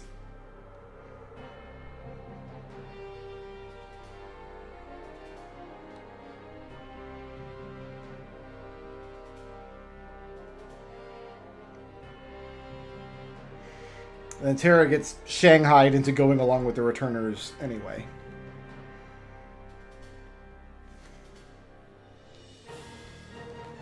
And then this guy gives her a Genji glove. If you don't say no to Bannon, you get, I think you get a gauntlet instead, which is a nice accessory. It's a nice relic, but the Genji glove has more use cases. Alright, so we're going to put Bannon in the back row, we're going to put Sabin in the back row, and Edgar in the back row.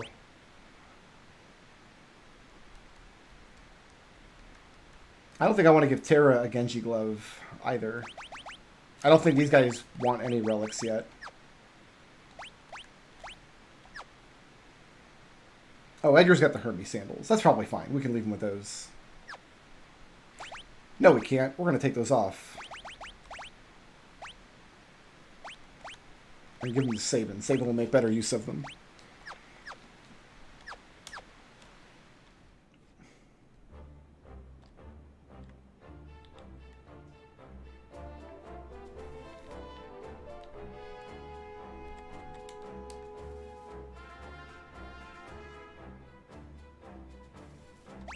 I'm going to buy a couple more eye drops, a couple of these, just to have them in the inventory.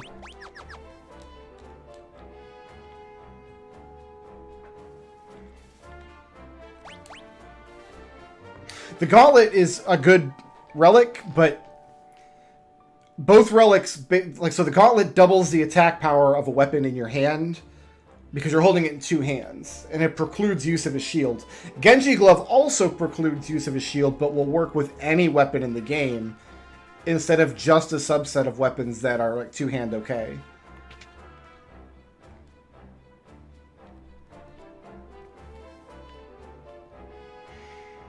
And the Genji Glove is just nicer to have in general, I think. Especially when we get to like the middle of the World of Balance, when we start getting the magic swords that have magic procs on them. Genji Glove means you can get more chances at free spells proccing each turn.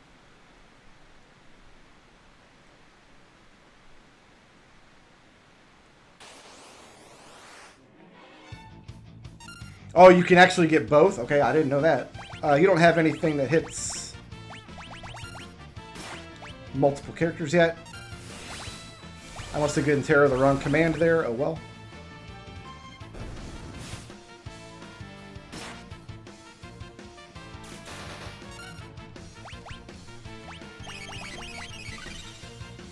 Bannon is just free heals forever. He's amazing. Best character in the game. Easily.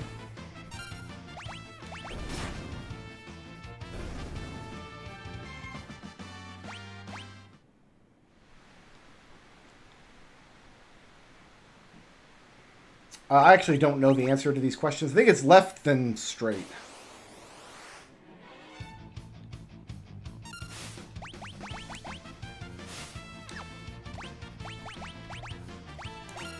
Tell I'm not used to having to select the blitz off the menu at first.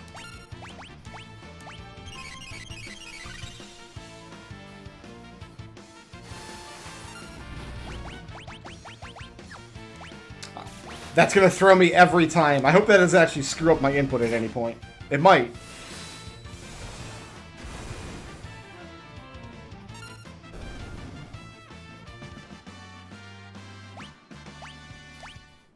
The Gauntlet is really good for Yumero if you use Yumero late in the game because he can't equip a shield anyway, so...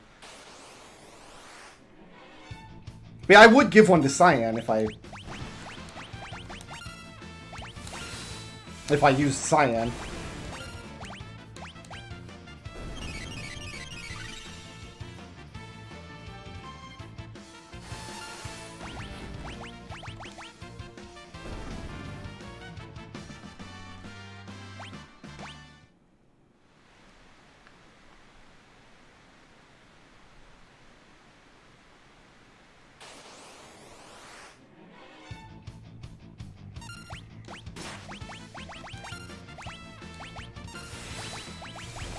I don't think it matters that Edgar is blind, because I don't think his tools can miss anyway, so we'll just let him wear cool shades.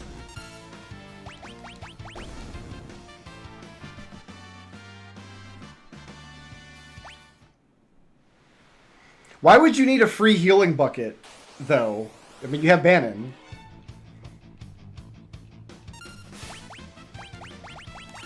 So the only person who's in the front row here is Terra, and it's only because at some point we're going to have to use her attack command instead of magic.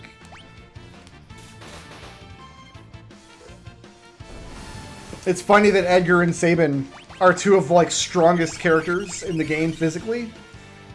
Because Sabin has great physical stats, and then Edgar has just one of the best equipment sets. But they sit in the back row for most of the game because their specials are so amazingly broken. And this is me not complaining.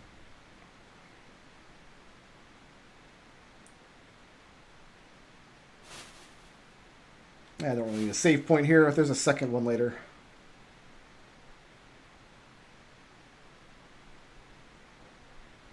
Yeah, I guess if you need to refill Terra's MP, you'd want to do that. We will put her in the back row for the Ultros fight. We actually don't even need to be casting magic here because the broskies are so good. I do wish that Aura Cannon pushed the monsters back. I do miss that little flourish. In older versions of the game, Aura Cannon would push the monster back a few pixels. Like the force of his Chi Blast or whatever.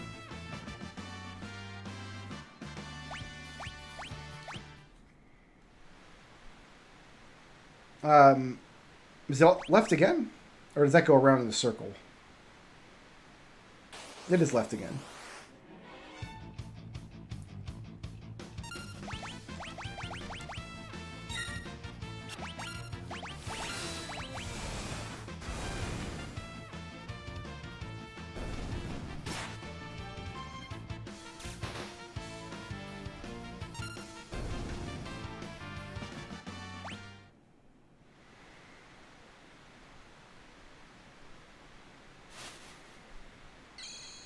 Alright, let's drink the filthy bucket water.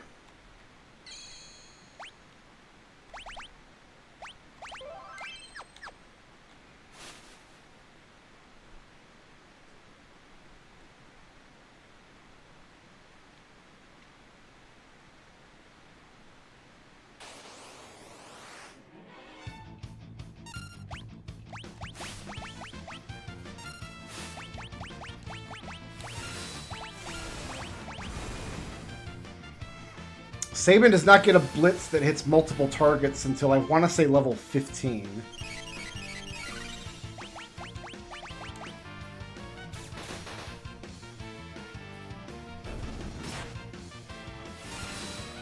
Yeah, they make such a big deal about Terra having magic, and then it turns out they're like, oh, Sabin's also got magic. Like, that's just magic. It's just not literally called magic, but his blitzes do key off his magic stat.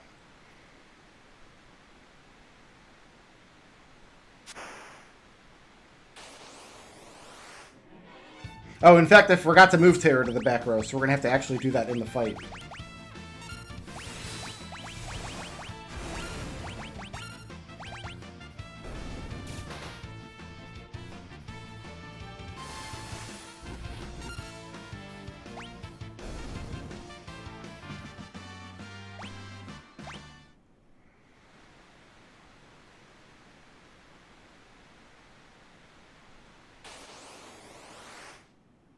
Want to do that before she damages him because he will counter.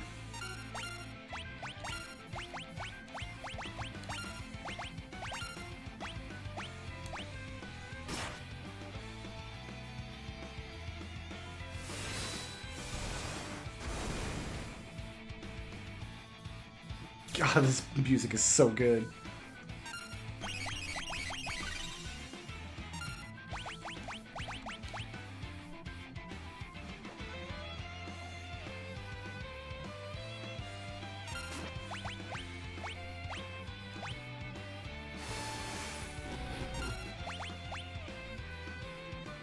Youch! Seafood soup!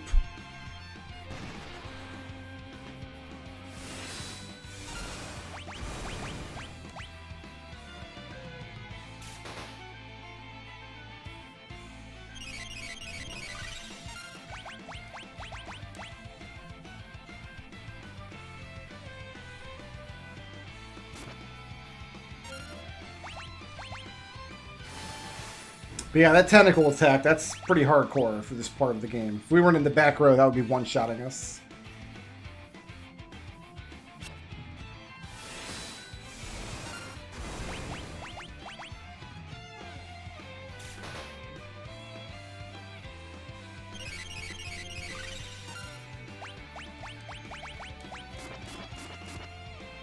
It's a little better when he splits it up like that.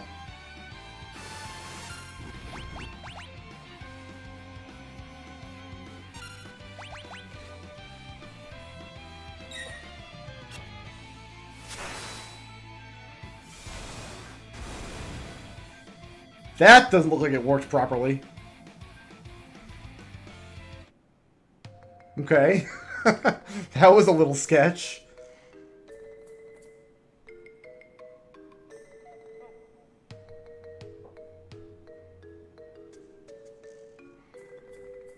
I'm just gonna have to enjoy this music for a second.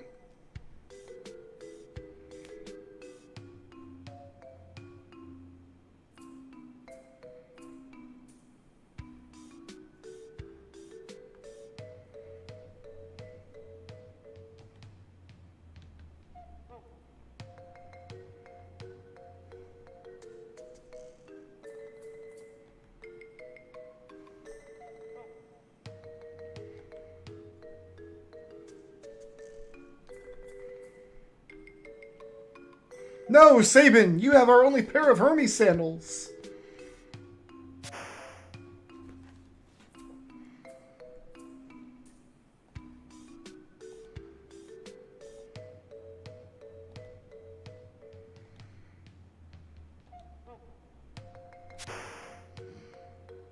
He's still glowing with haste.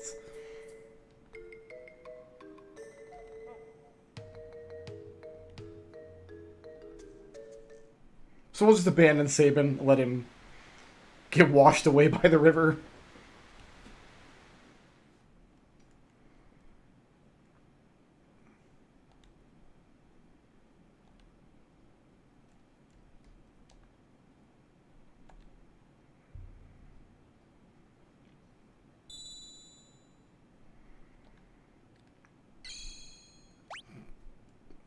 I'm glad we have this map to look at.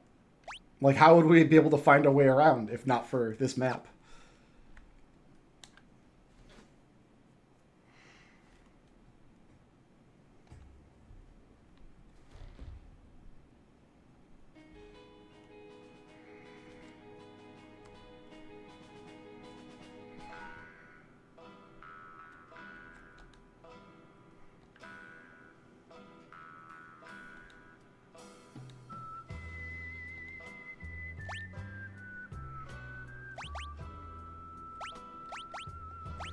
I think I need any of this stuff. Oh, we gotta buy some of these. What's a good number? It's only 3,000 bucks for a max stack, but I'll never use that many. Like 30, probably okay.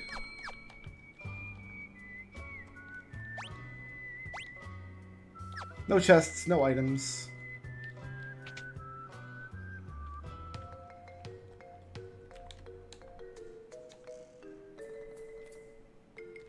I am the clockmaker.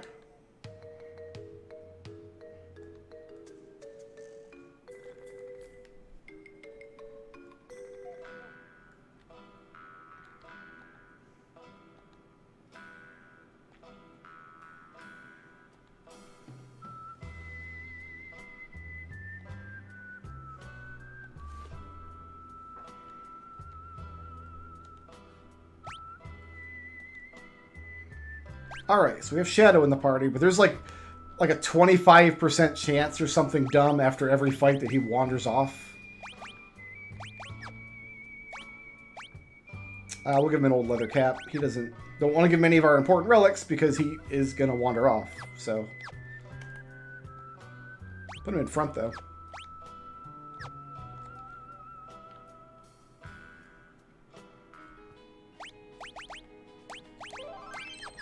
So there is a particular monster we want to fight in this section of the overworld before we move on. That's the wrong direction anyway.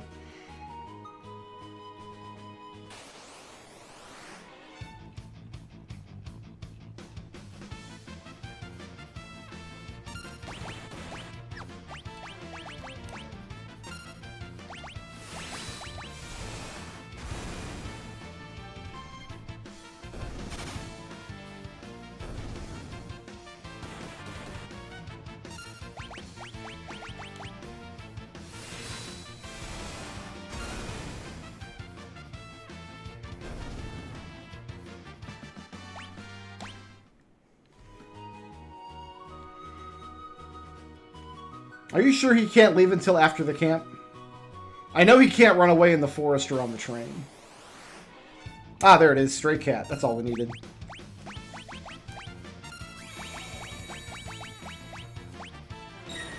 Berserking Sabin seems like a bad idea. Oh, he's probably in the front row again.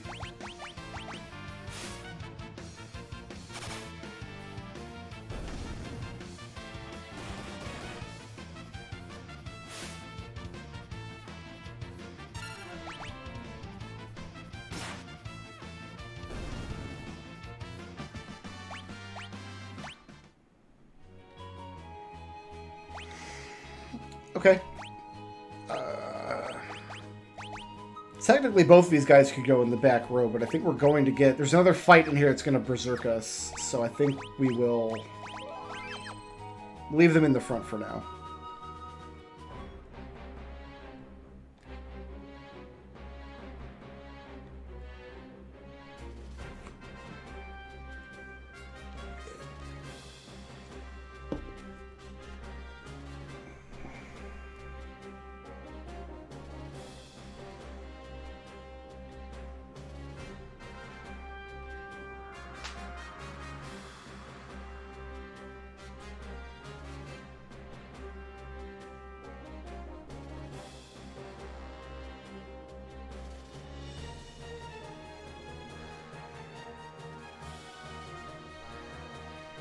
Kefka's a reasonable man.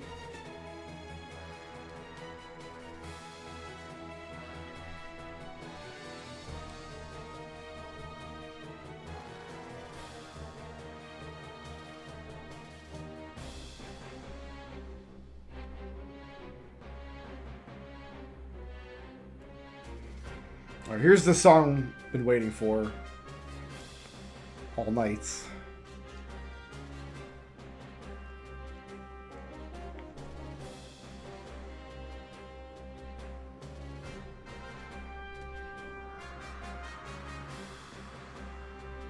That one guy's just walking into the wall. I don't even know what he's planning to accomplish.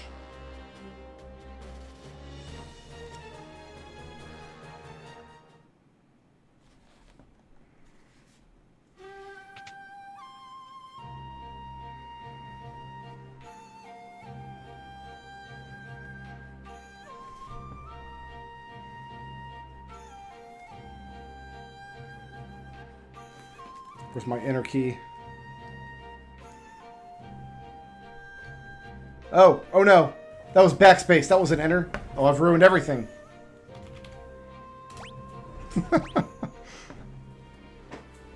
Cyan is purple. Okay.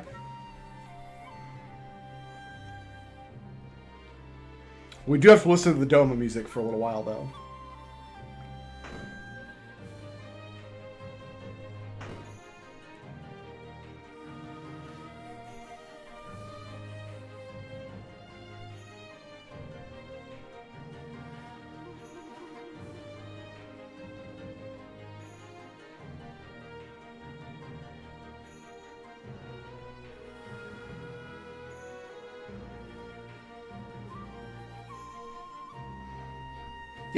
Yeah, it's good.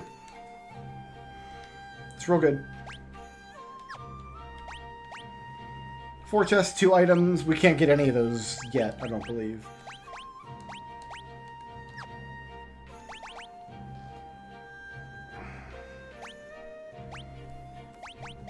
We're going to save the Genji glove. We don't want to give that up yet.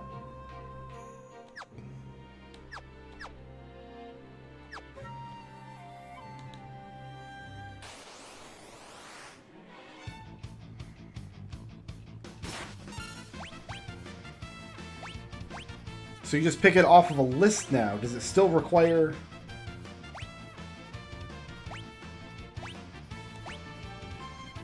No, you just select it, I guess. And then he'll just do it. It did seem like he still had to wait.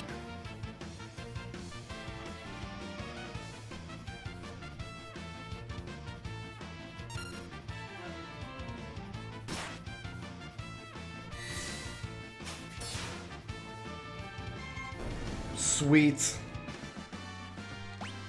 So if you don't actually have to wait for his bar to fill up, that dramatically improves him as a character.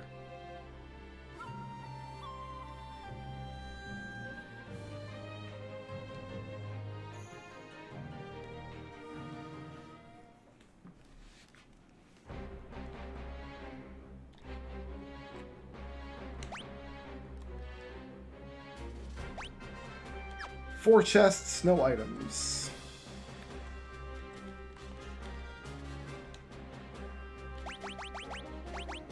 I forget what you have to do here. I think hit it. Yeah, because he'll hide behind the chest now.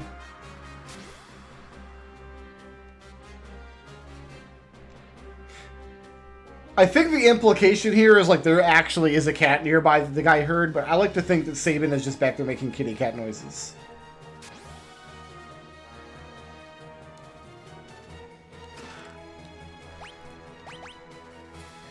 Actually, we are going to leave Sabin in the front row because we're going to give him a black belt.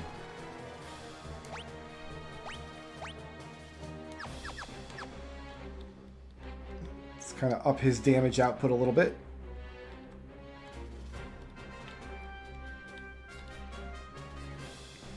I think as long as you don't talk to the guards, you don't have to fight them.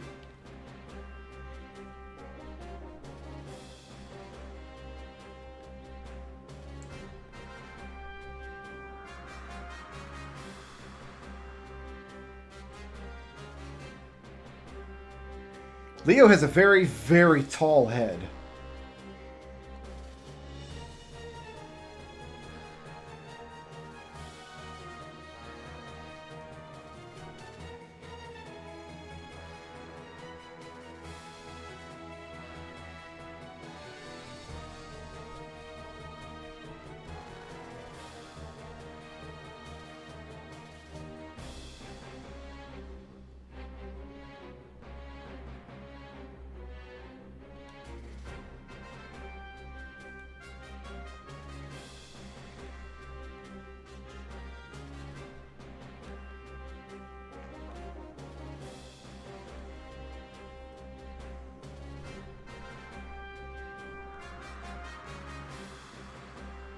Spent a lot of this scene hiding behind that little barricade.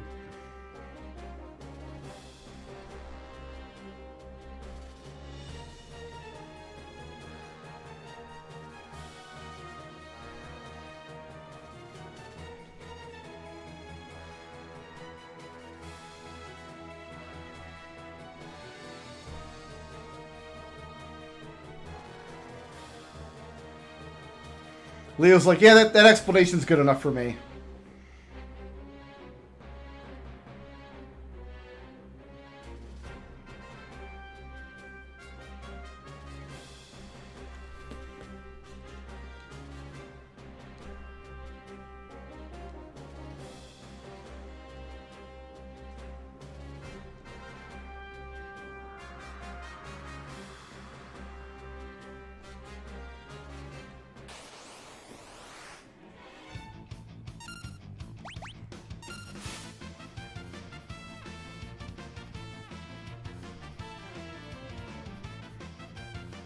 You know what? I've got to agree with Kefka here. I don't think he looks like a waiter at all. Not even a little bit. Okay, so now we can go loot some of the rest of this place.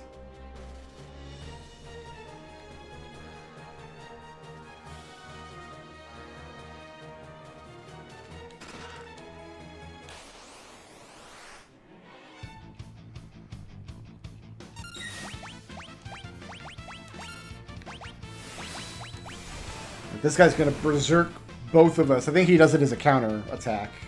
Yeah.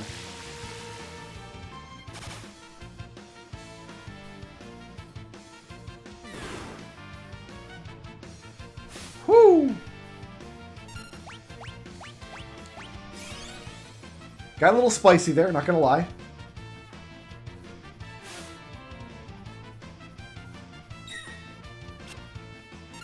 Where'd you get the sweet purple shield, bro?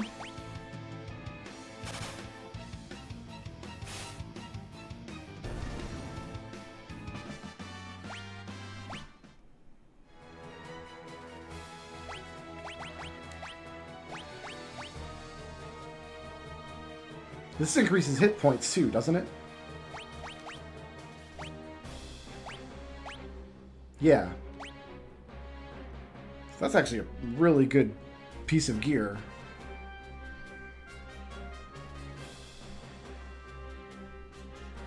Yeah, we'll give it to him. Mithril glove.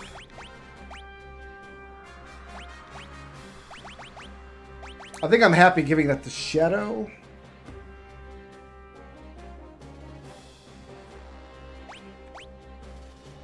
No, let's not give anything to Shadow. I don't want him running off with any of my stuff.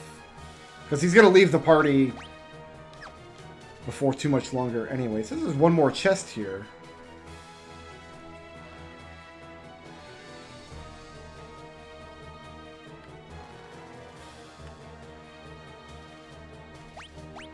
And this is not a location we can visit later, so we better make sure we find it. Oh, we can't go back that way. Never mind.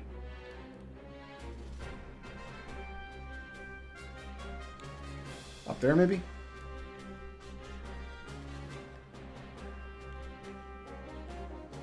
We don't have a lot of options, so we might be able to grab it later.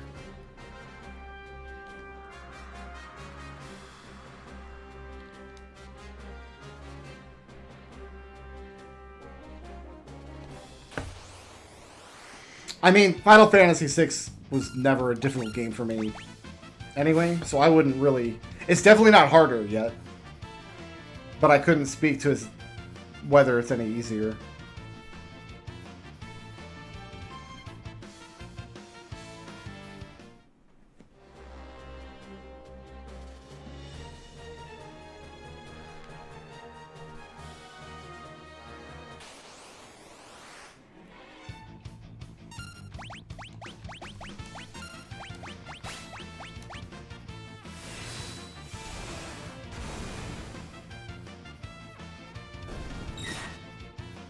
Get him, Interceptor.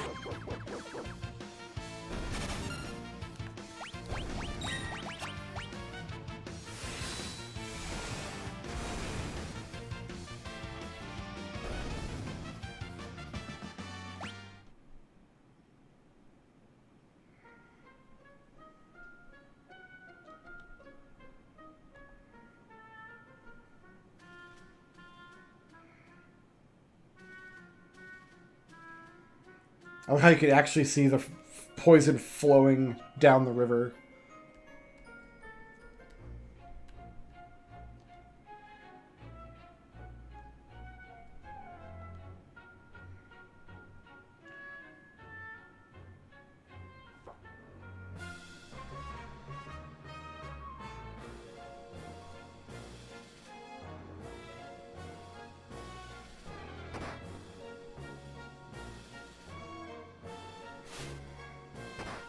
So my man just jumped off the roof after having some 1 cup of bad poison.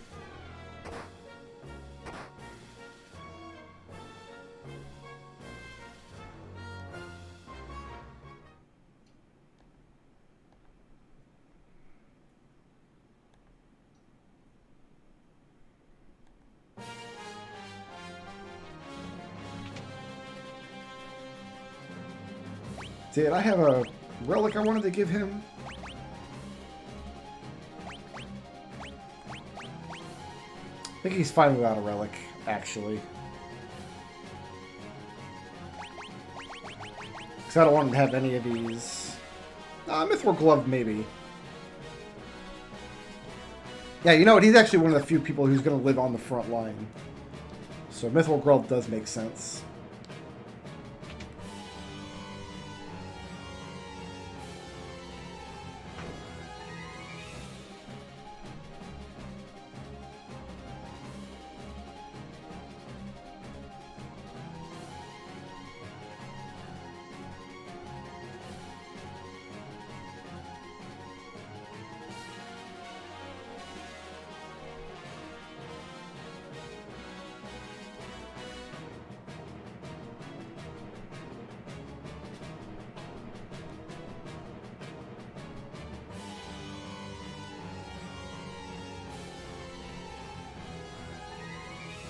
Dead.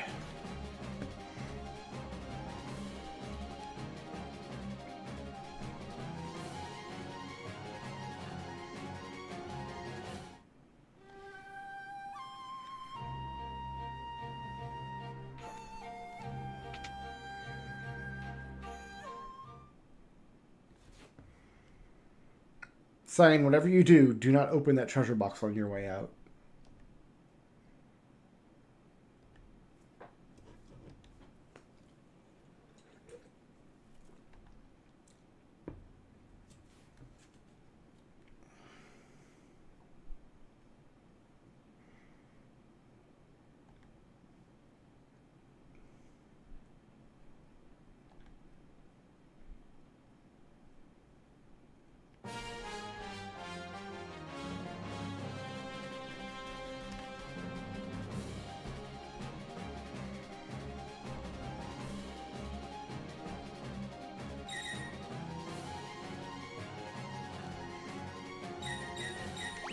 I gotta check this hut up here first.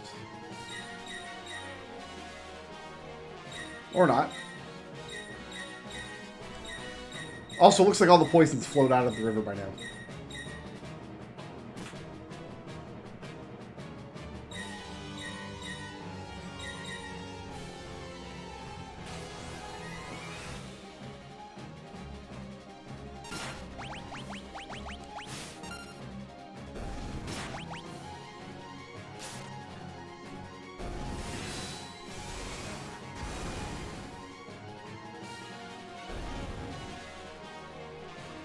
No cheering when you win battles in this area.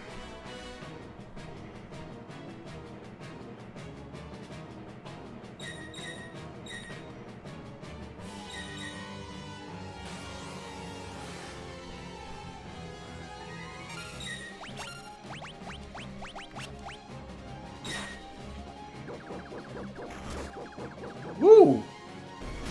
That was a new animation.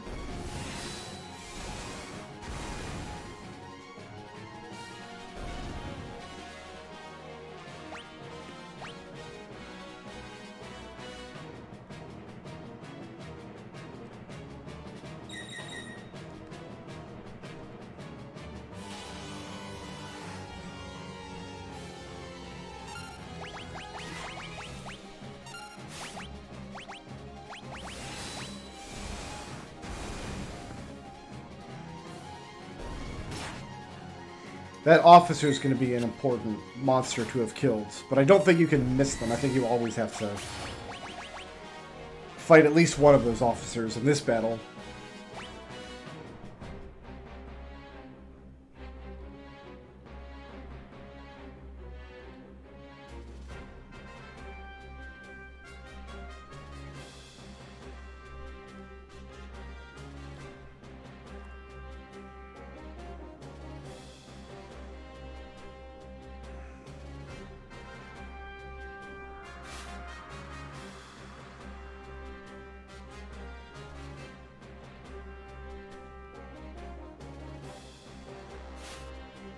Where did Sabin learn to pilot Magitech armor?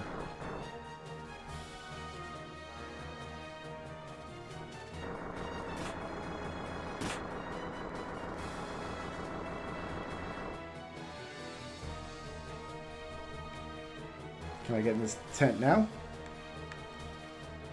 So we're just missing a chest here, and I will just miss a chest here forever. There must be a chest that I've never known about, then, because I can't think of where else it might be. Oh, it is in there. I can see it on this map. But it didn't allow me to ever go up in here at any point. And I can't get in wearing Magitech armor.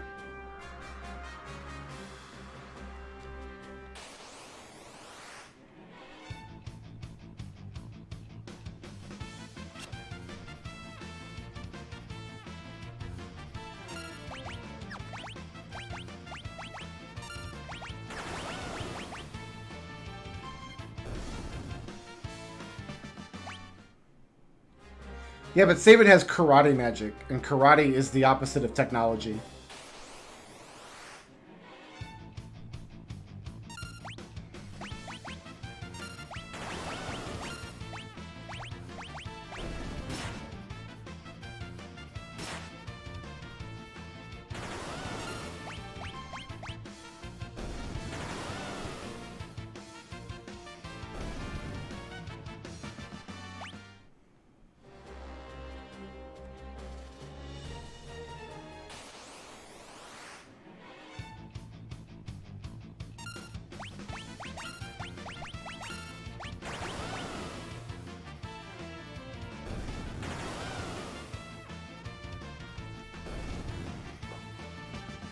Good night, Uka. Sleep on, my friend.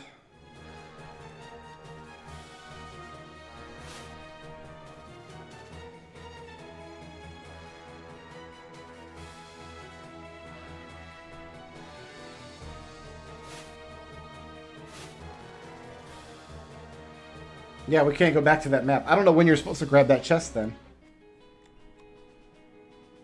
It's gone forever. Oh, that's Doma. We can't get in there.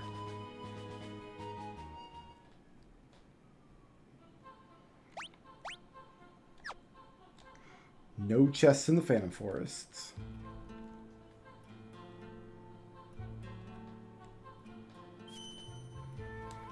Swamp water.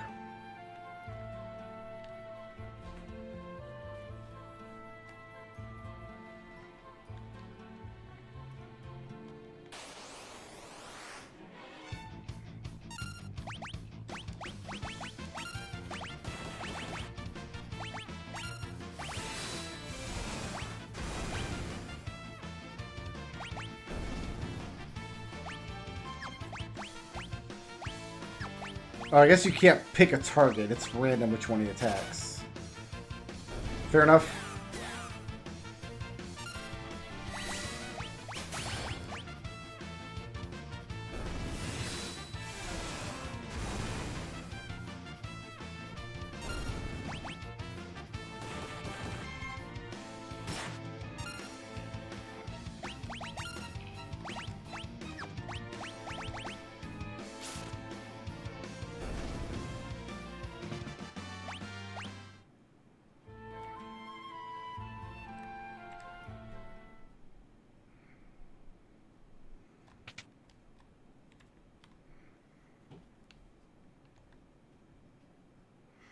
Did Doma even have railways in the first place?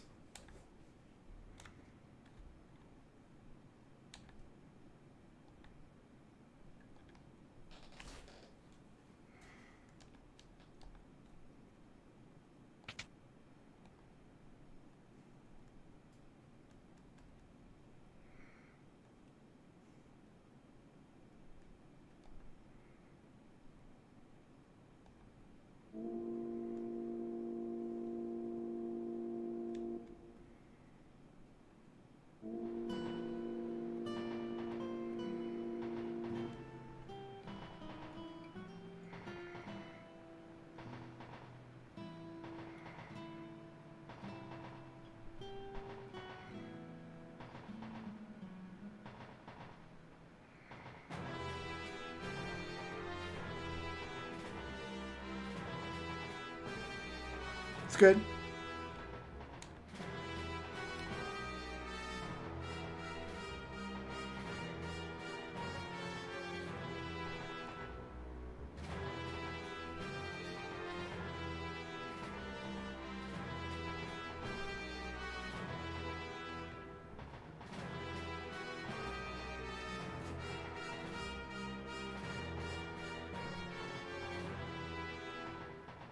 Okay.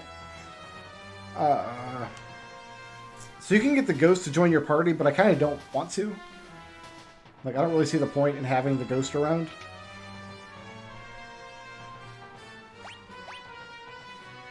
Five chests, 2 items. Just a random tent just laying on the floor here? Really? How do we stop this thing?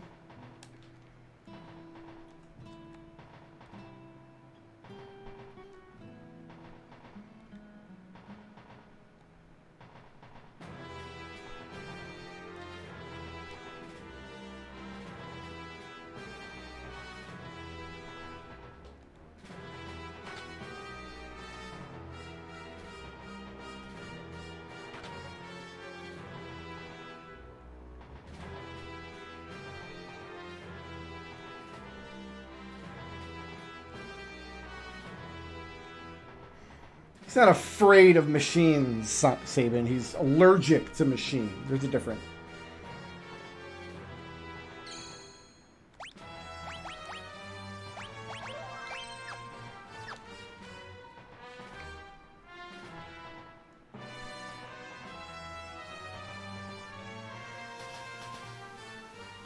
There are also ghost merchants in some of the train cars, but I don't think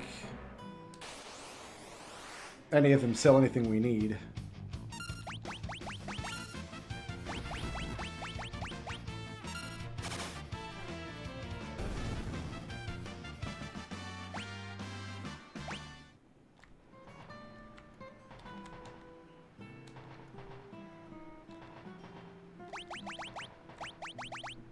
Yeah, so I don't really need anything now.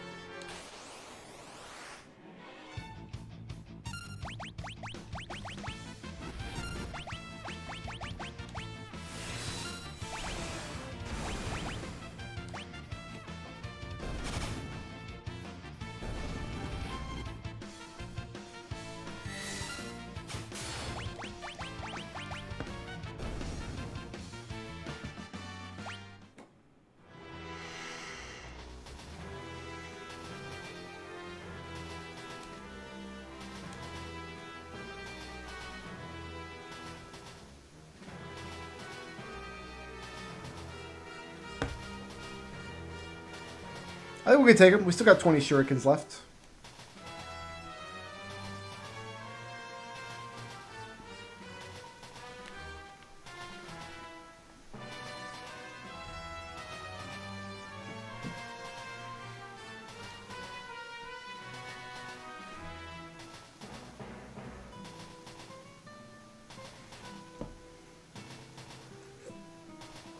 Well, Aura Cannon's hitting for so much.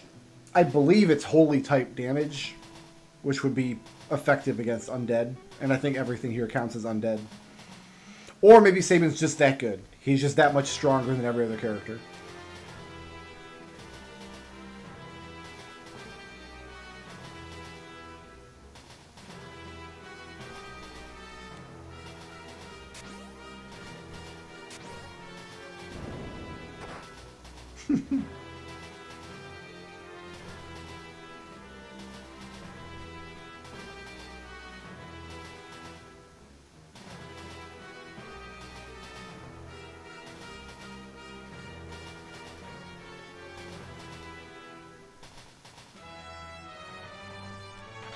So I guess all the souls on the back half of the train just never get to go to the afterlife because we're decoupling things.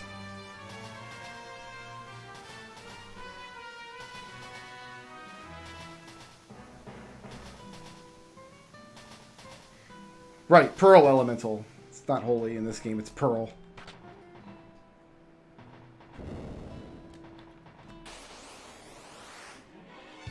Ah, the Oversoul. That's kind of a rare-ish monster.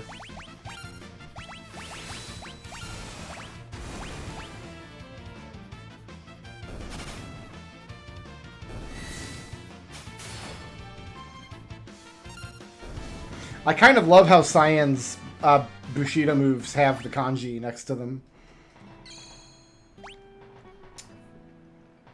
I hate to pop a tent here, but I also hate to be under 100 hit points. Because we're going to get a full heal here in a couple minutes.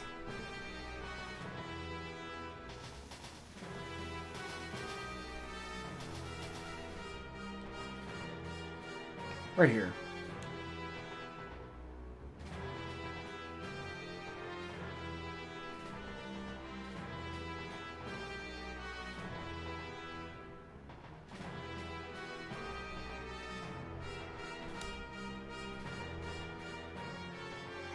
It does seem to fly against the tone of the rest of the story, for sure. Maybe it's a Final Fantasy V adventure that got scrapped, and they're like, we have to do something with it.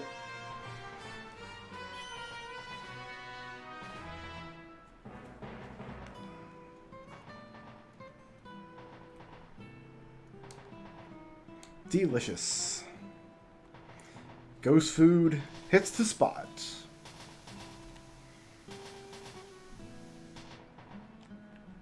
Okay, this is a really important relic for Sabin.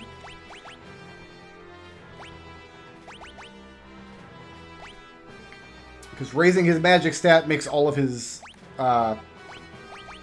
blitzes better. You know what I'm going to do, actually? Is this. That'll put the Hermes sandals back in the inventory so I can give them to either Locke or Celeste.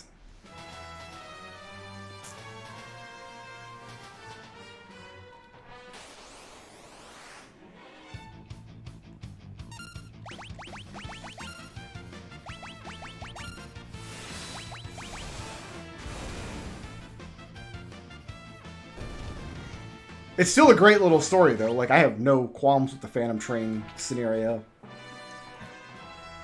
It's definitely a memorable part of the game.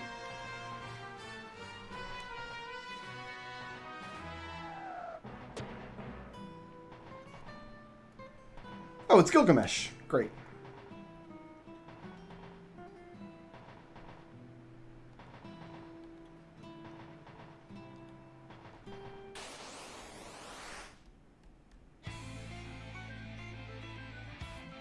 I'm pretty sure all of his blitzes are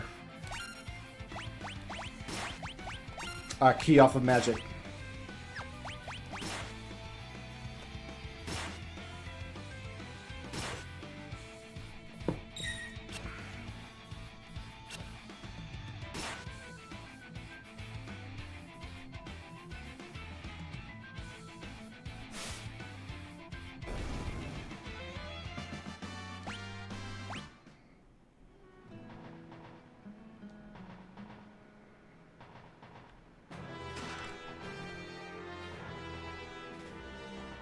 What a pointless character Siegfried is.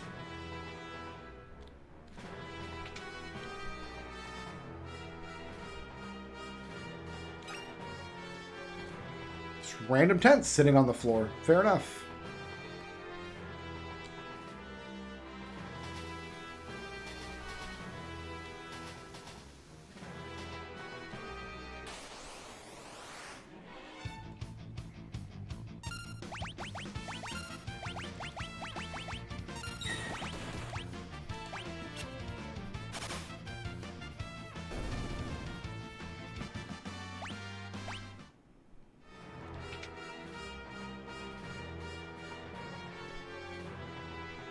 Making sure there's not another hidden tent laying on the floor in there. Because apparently those are around.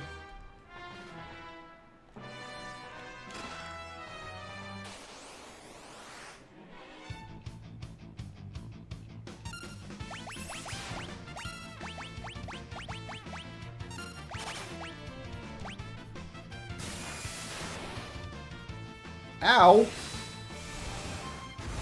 That was uncalled for.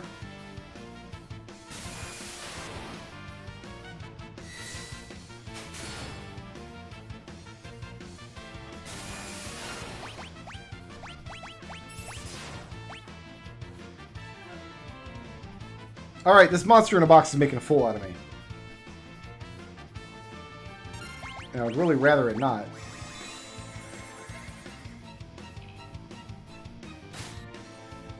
I mean, we're pretty dead, right? Like, we're just... that's it?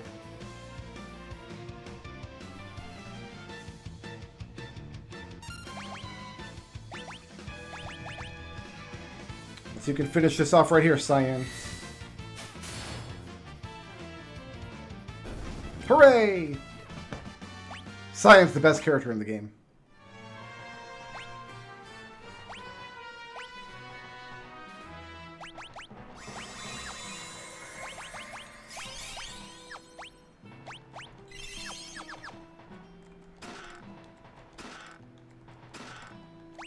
Got my Phoenix Downs back at least. Hyper wrists. I don't think anybody wants that.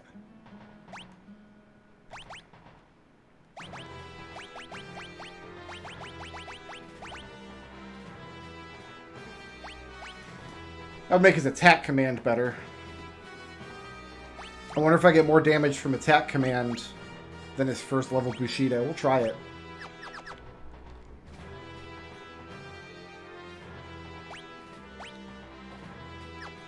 Okay, that's all the equipment.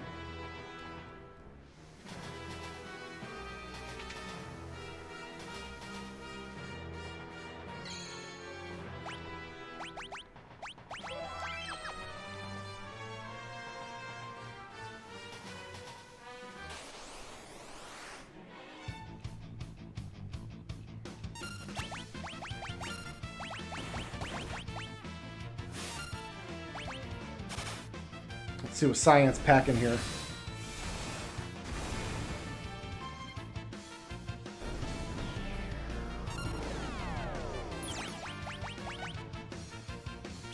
Excellent, Cyan. Thanks. Good job.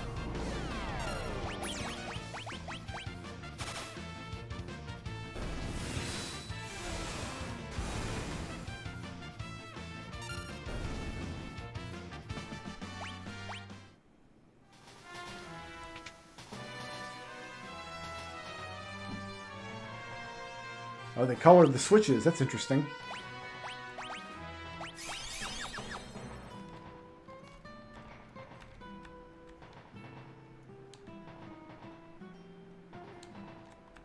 Switch 1, switch 2, and then the smokestack.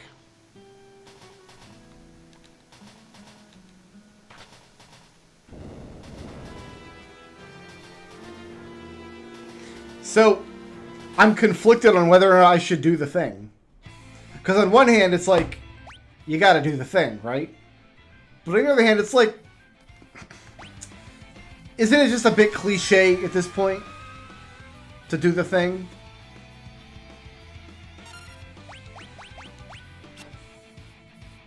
I don't like what's happened to Cyan down there.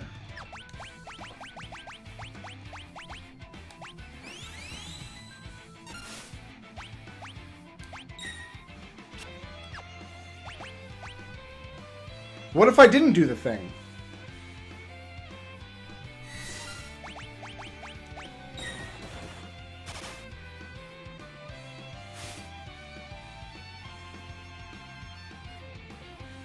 What if I'm the only person who's playing this game who doesn't do the thing? What would happen?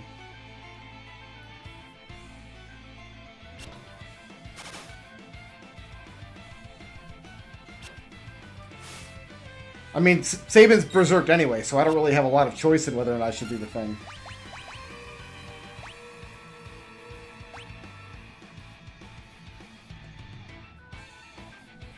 I have to restart the file anyway. Just lost... I missed a treasure box in the Imperial Camp.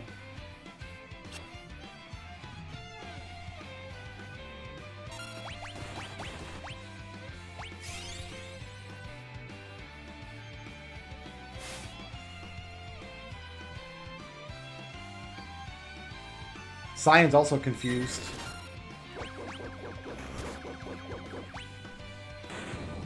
Cool. I didn't have to make the choice.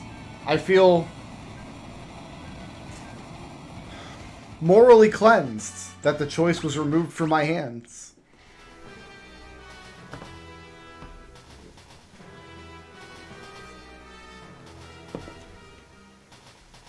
Like a great weight that I was carrying, I have been able to set aside.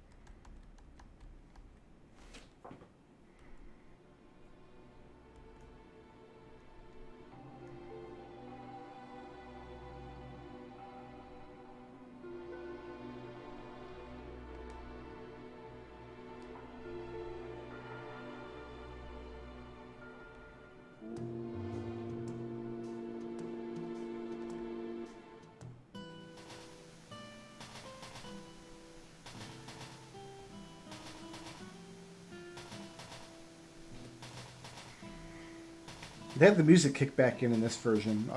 It's supposed to just be silence, or at least it was in the original.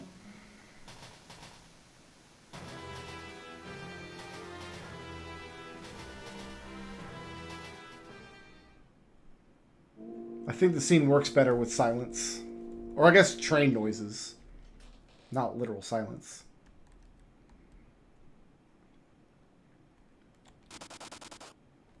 Somebody's poisoned. Gross.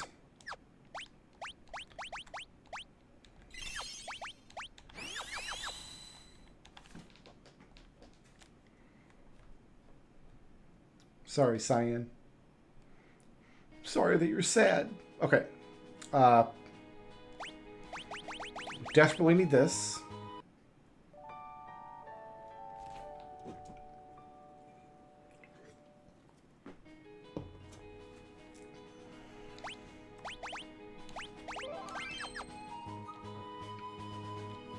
The Shadow's gonna leave in this location no matter what we do. He's done with us. He's out.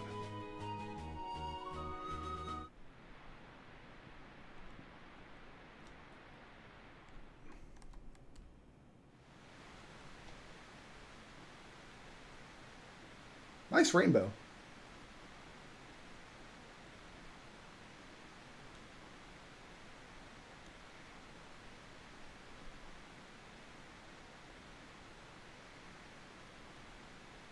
I like how the characters more or less trip over themselves trying to come up with like increasingly bizarre excuses for why this is the path to Narsh, even though we have not taken a single step towards Narsh since we started Sabin's adventure here. And now we're jumping off a cliff. Like,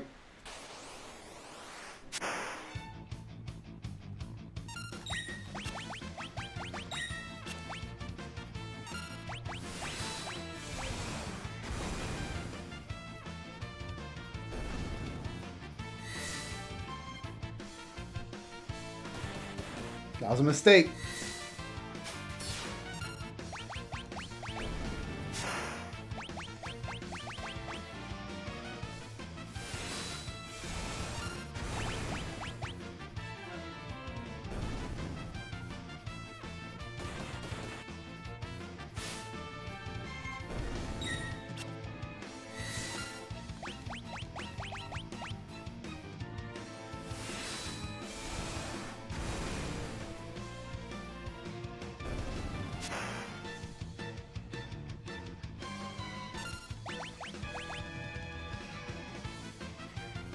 I don't think this counterattack is actually very effective.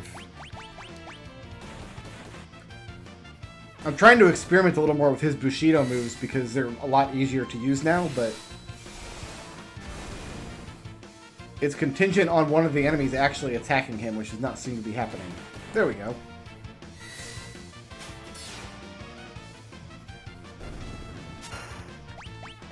Maybe it's going to be a lot better against the boss.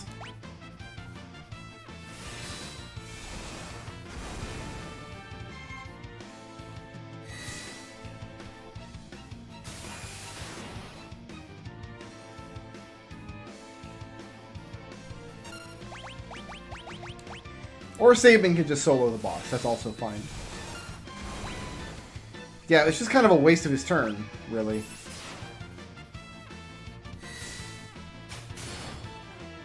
But I could just do that instead. It's less than half of the damage, but it's more consistent actually coming out.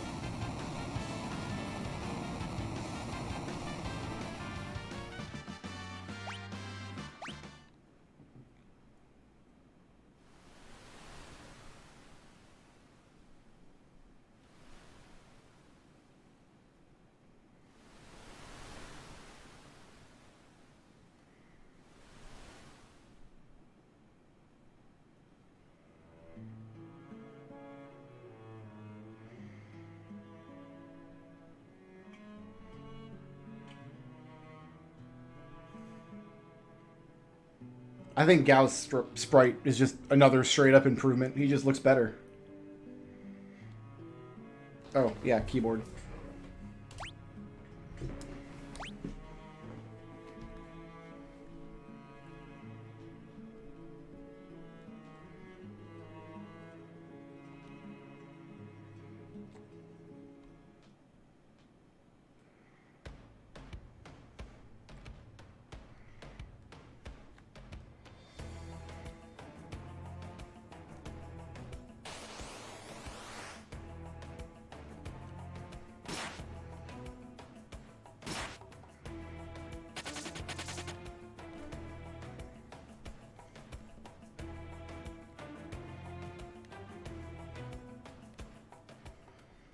Don't worry, we'll get a lot of that Velt music here before too long.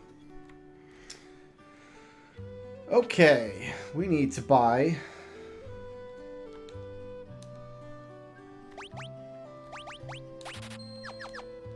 dried meat. Actually, I'm going to grab a couple more Phoenix Downs while I'm here. No, I'm not. We're going to fill up on Phoenix Downs at Figaro Castle once we can get them half price.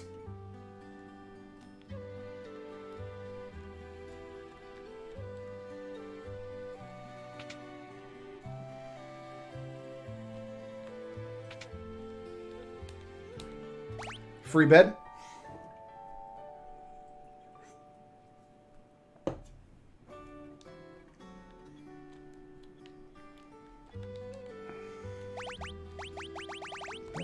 any of these.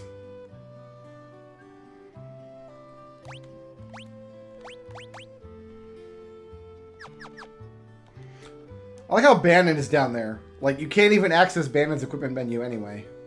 Okay, now I understand why the bright blue color is in that window down there. Because in previous versions of the game, you could only see how the equipment affected the characters in your party. But now it looks like it's showing you all of the characters you have available, including Bannon.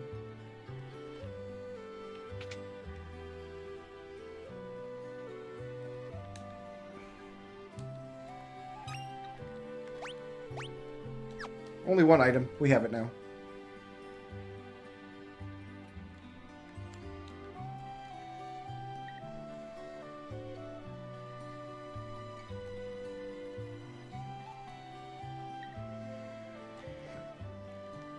Do we go through all the rigmarole to get the useless, what is it called, the cat's bell or something in this version?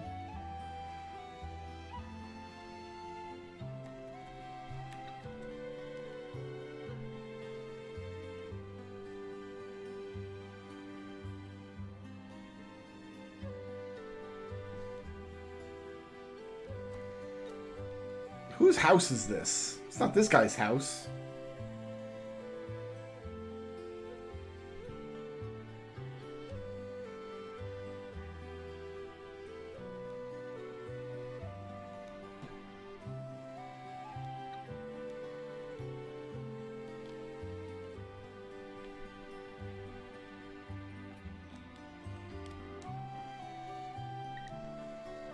Oh, this must be her house.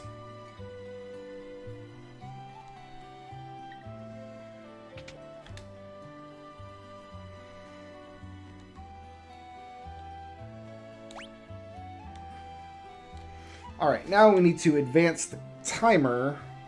You can do it by staying at the inn, or you can just talk to this guy, I believe. And he shows us this scene.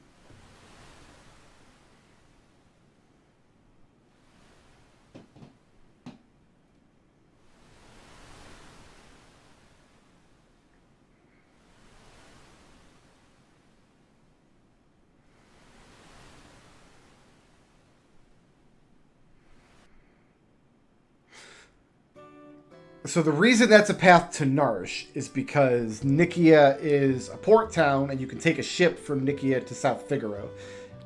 Nikia is accessible on the world map across a few bridges. Should bring up the world map. I don't think I can zoom in, but... So Nikia is just east of the river here. I don't have a dot on the map for it yet because it doesn't... We have not visited yet. So, okay, Sabin, that's where Sabin ended up. On the river. But we can't reach that area because some of the bridges are out. So, on one hand, Sabin could have done his martial arts, like, long jump ability to leap across the broken bridge and go to Nikia. Or... he can go through the Imperial Camp and the Haunted Forest and the Phantom Train and then jump off a waterfall and then jump into an ocean current to arrive at Nikia. That's easier than just dealing with the broken bridge. By far. Like, why would you even question it?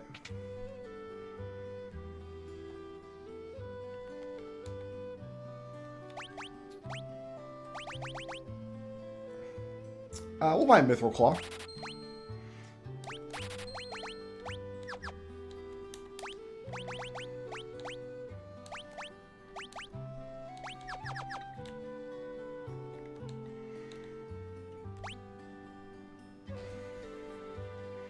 So only 4 or 5 of these. No, 4, because Celeste will... I think Celeste will get one in a box. See, I'll buy 4 of these. I'm not sure what Gao can equip. I'm going to guess he's going to need a Kenpo Gi, though.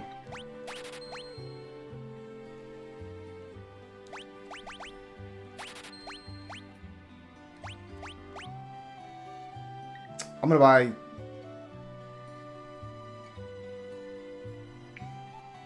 one of these for Gao. Oh, actually, you know what? I might want magic hat for... Nah, I guess I don't, actually. Cyan needs a better shield. And I think the rest will take care of itself.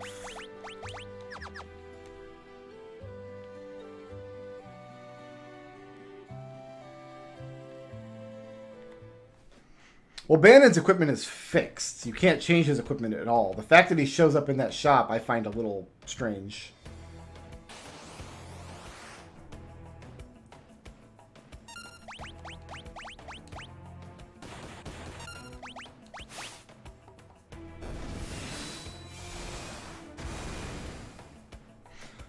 So maybe they just didn't bother to give him an appropriate equipment list, knowing that you can't change his equipment anyway. That's my guess. Wow! Here, have meat.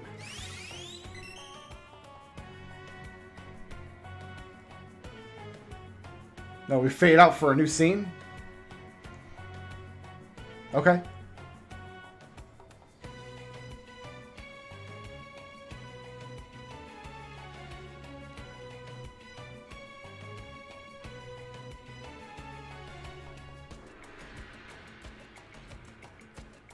No more for you.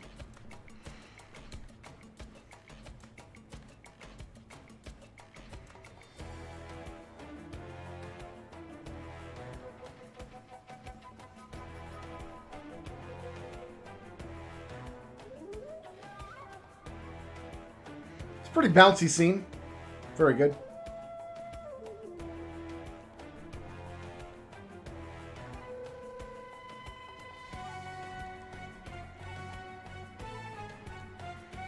It is pretty aggressively green, isn't it?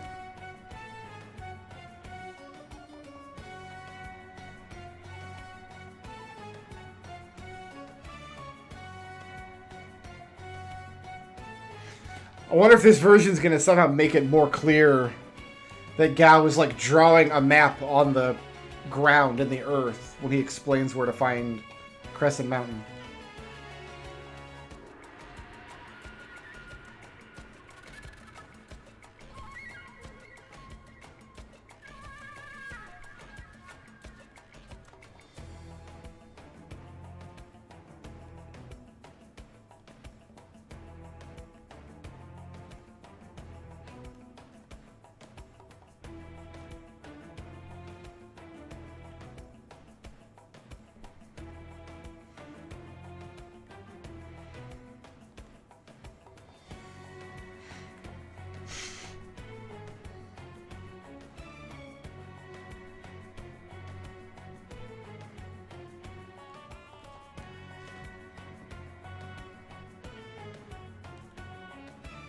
He might.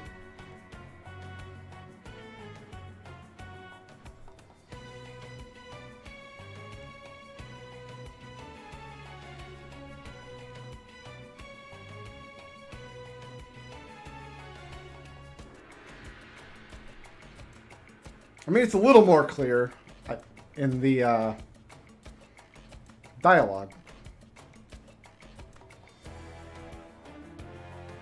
That Gao is supposed to be telling you the locations, like relative locations of the mountain and the village based on where they're standing on the battle screen. Because that wasn't clear at all in the SNES version. I never understood that's what was going on.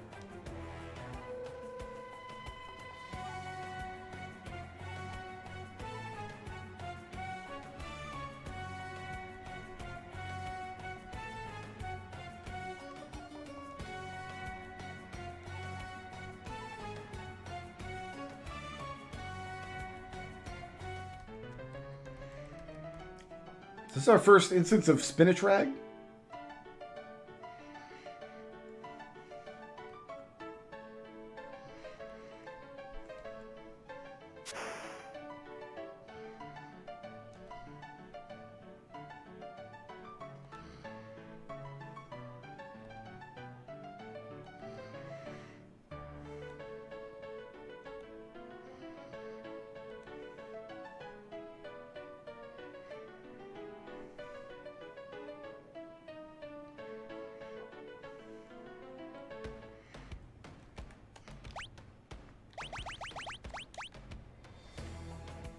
Oh, he can wear the Iron Helm.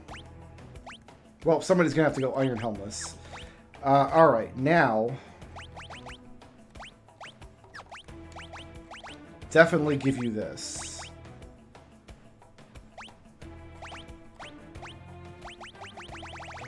I think that's it.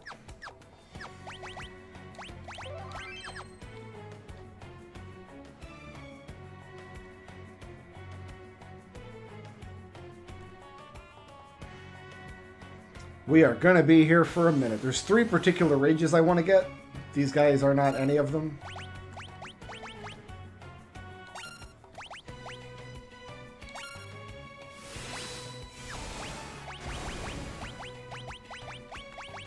So you didn't have anything really good to start with anyway.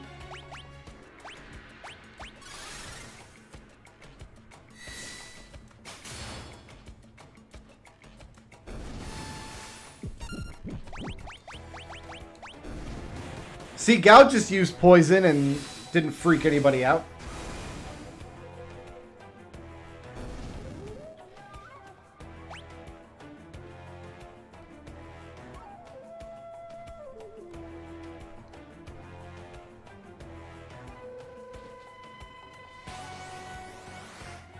This is one of them that we want.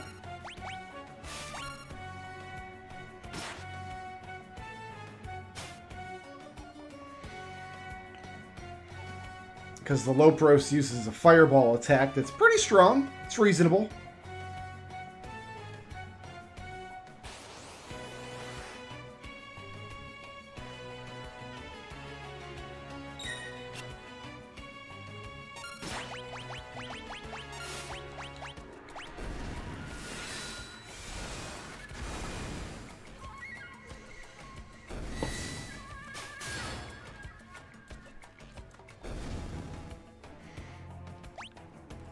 And Gao cannot return to a pincher attack like that.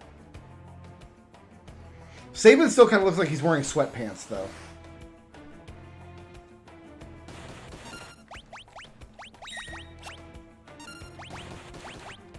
Alright, I would like to see Gao return for this fight so we can leap in the next one.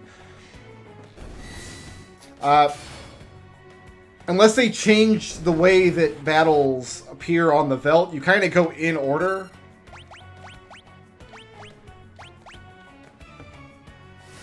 And the stray cat would be around now. And I don't want Gao to be missing when the stray cat shows up. Which it looks like it might be the case.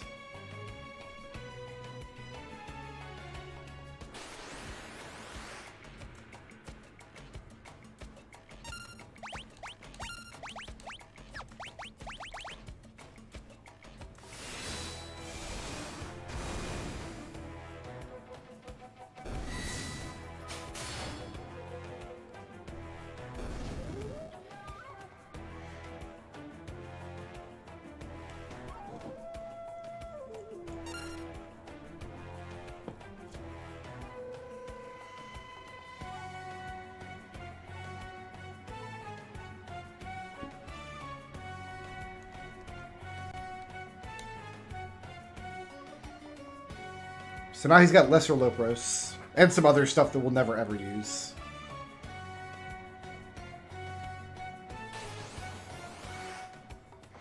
Yes, he gets both formations. Both he leaves and comes back. But you can't guarantee he's going to come back on any given formation.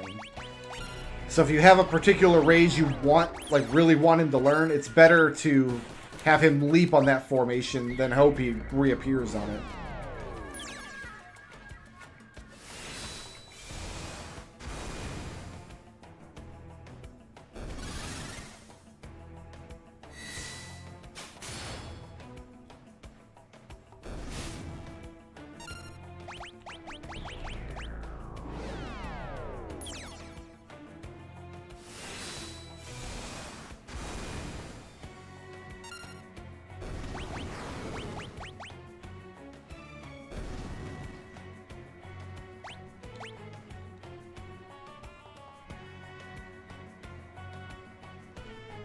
Go up here and finish the guy's little side quests.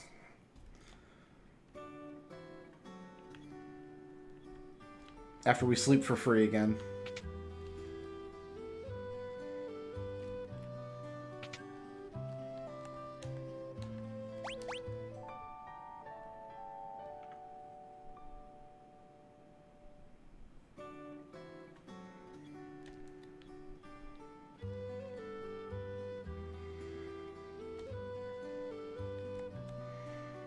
I guess we can talk to the important NPCs.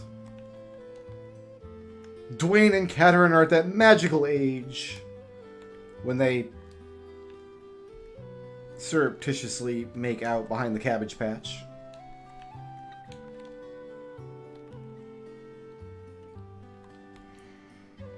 Alright, so this guy he's got a new letter now.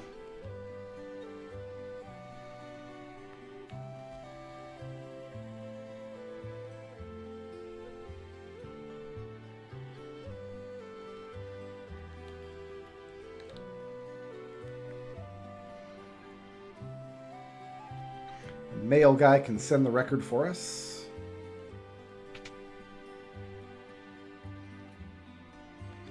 Which I guess you just attach the record to a carrier pigeon. It's just the world's strongest carrier pigeon. And this guy can advance the clock again. You can also advance the clock by staying at the inn, but staying in the free bed will not do it for whatever reason. I don't know why.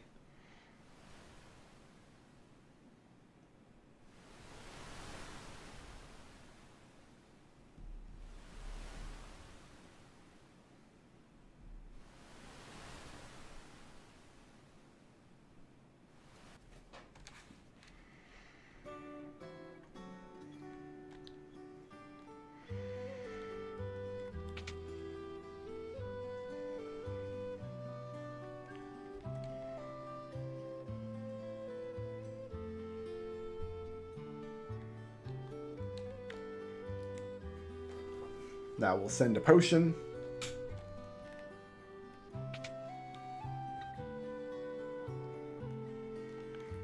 The reward is, I believe it's called a cat's bell. It's a relic that regenerates your hit points while you're walking around on the map. I will never equip it or put it to use in any way, but we'll get it. It's a side quest. We might as well complete it.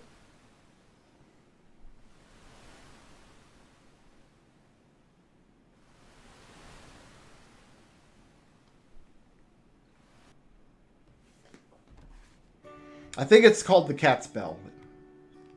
We'll know for sure here in a moment.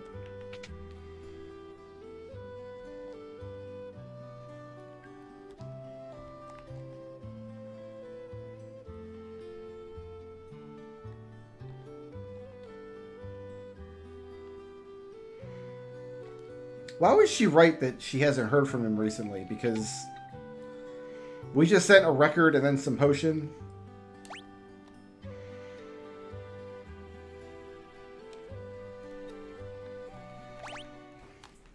She's just being real clingy, that's all.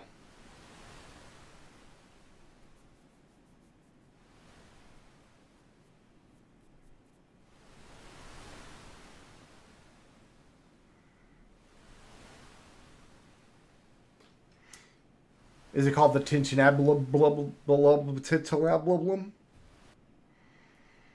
I'll never equip it in any... I know what it does. That's about as good as can be expected. But I'll never equip it. I'll never have any use for it.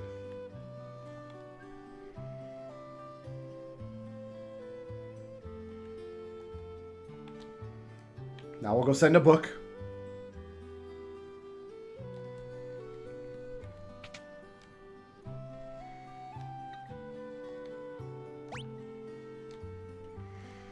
If we can get a growth egg for it later, like,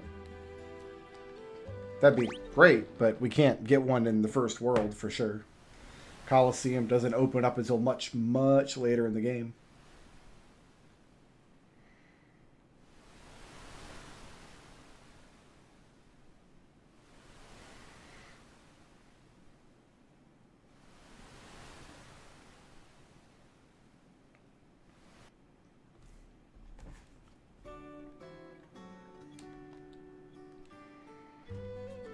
I'm not sick of looking at that animation. You're sick of looking at that animation.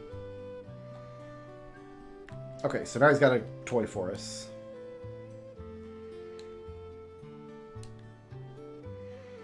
Tintinabulum. Good.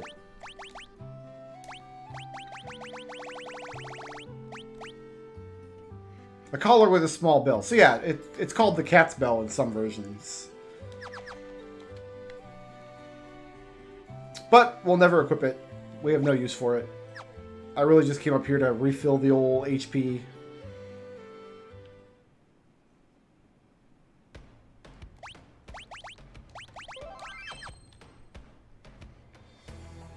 It's probably a good thing you don't get experience points on the Velt, otherwise these guys would end up much, like, over-leveled.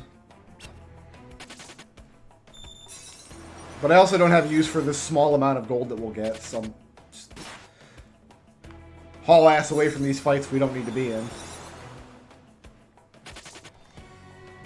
If I had a really good multi-target attack, we could use that, but I don't.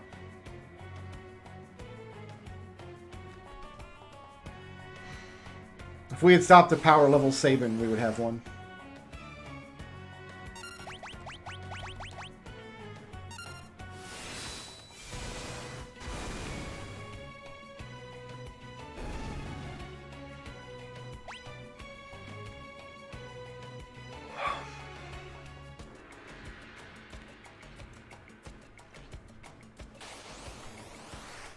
Okay, we want this fight.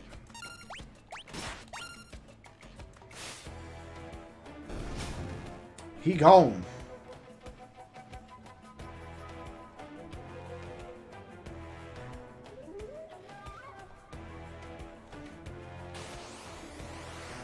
It's just not a particularly good way to heal anybody. I could just go in the menu and cast Cure as many times as I want. Eventually everybody will know Cure, so...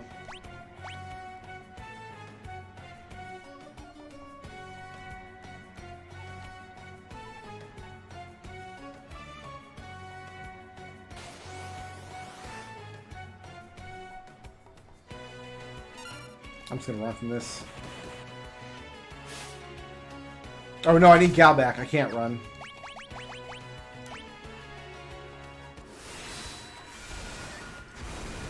Whoops. Cyan's just a coward. He's just out of here.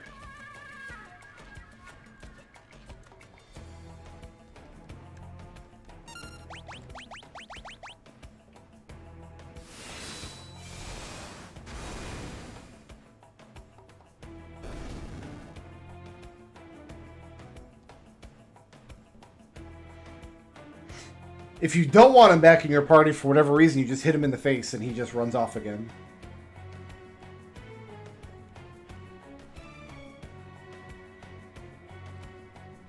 But I kind of want to make sure that that's the rage that I think it is. I think it was the officer. We'll check for sure in the next fight.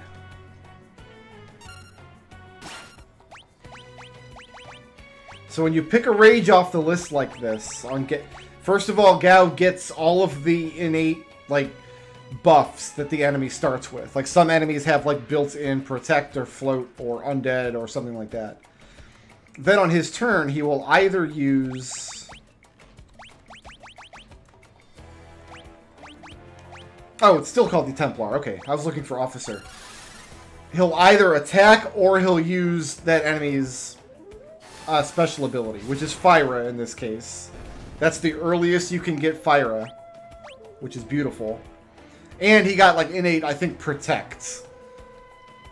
So Templar is a pretty amazing rage for this point in the game.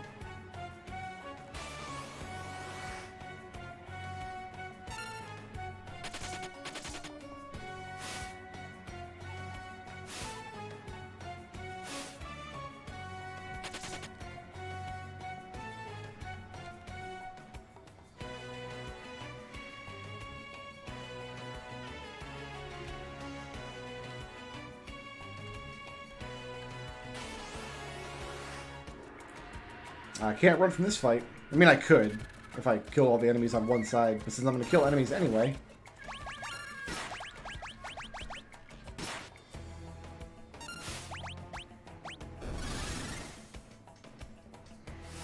But one of the downsides to Rage is that Gao can't do anything until his second turn of combat.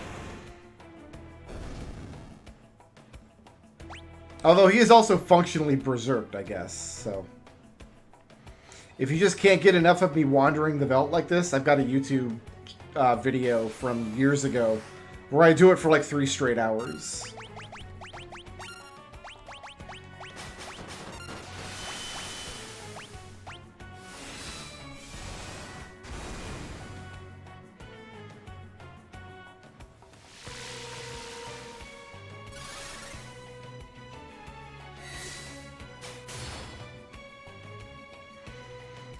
So, I think somebody mentioned that this thing will no longer drop a green beret.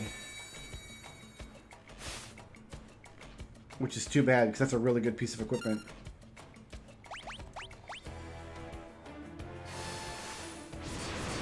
Excellent. That is exactly what I wanted to happen. Like, 100%.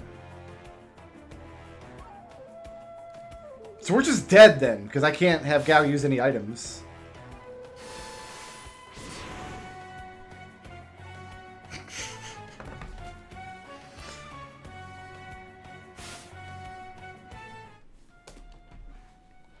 Oh, I guess we hadn't heard the game over music yet.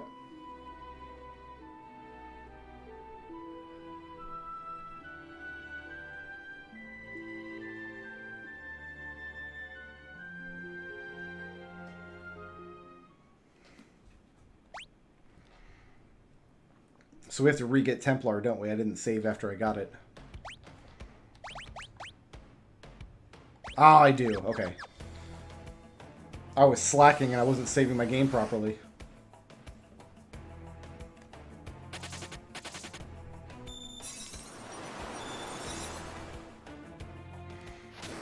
Yeah, we'll definitely be coming back for Aspic, but you can't get Aspic before the Veldt. Because we'll fight them in the upcoming area.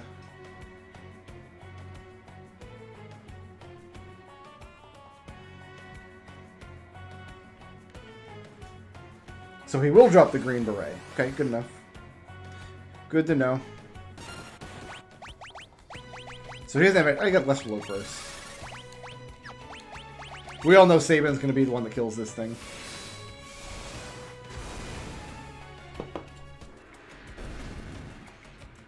No effects. So now Gao is floating because the Lesser Lopros flies. And he has to do whatever the monster tells him to do.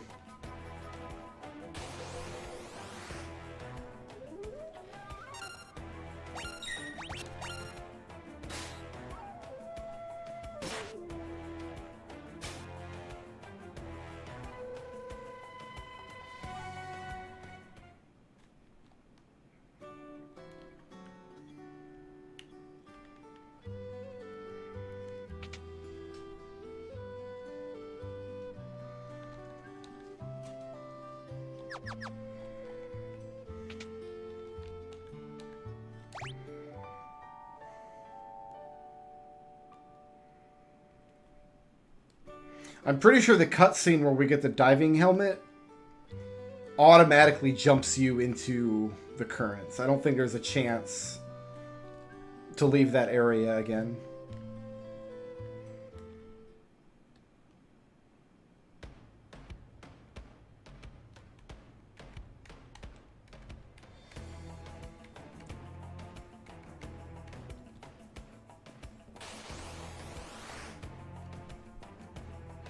Oh, no, I can't run. I gotta...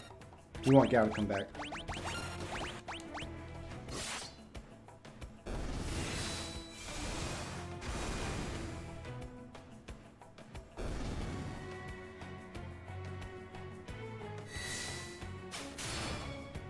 Cyan, why? Why?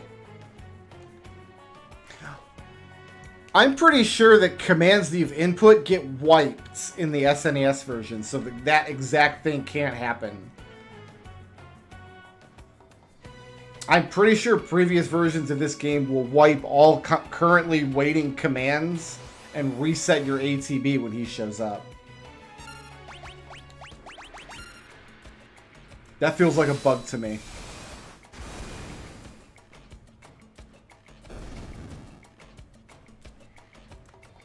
Sabin still has story relevance later in the game.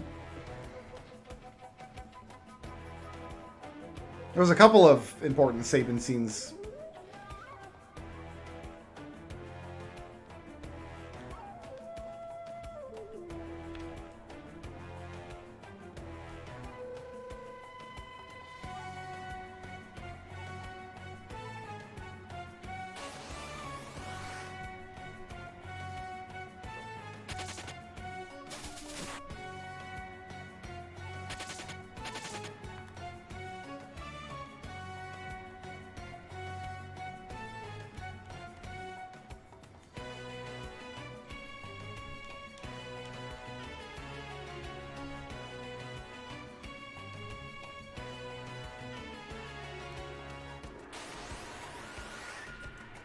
Lesser Lopros again.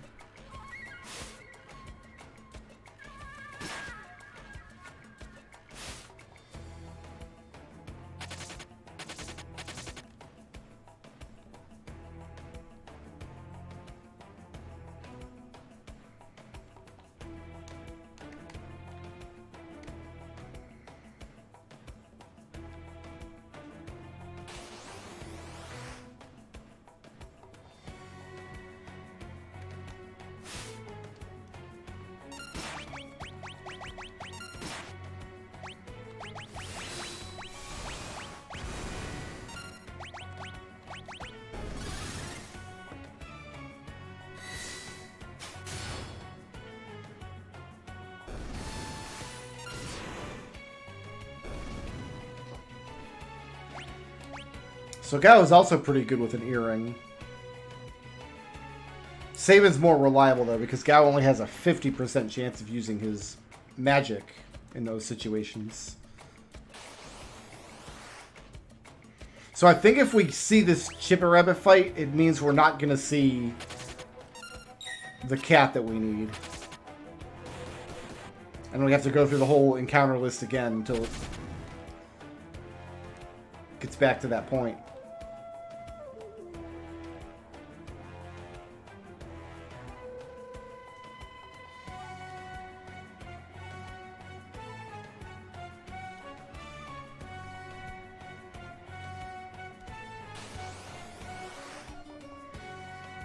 Phantom Train stuff.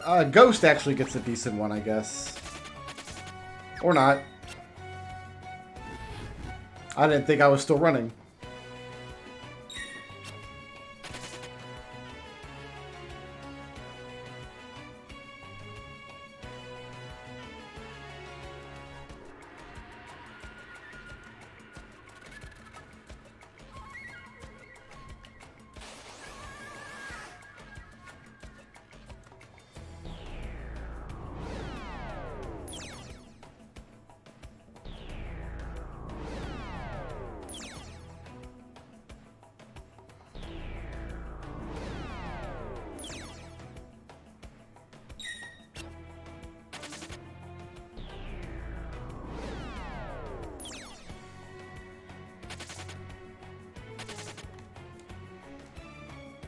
I'm just wrecking my Brave Blade. That's all that's happening right now.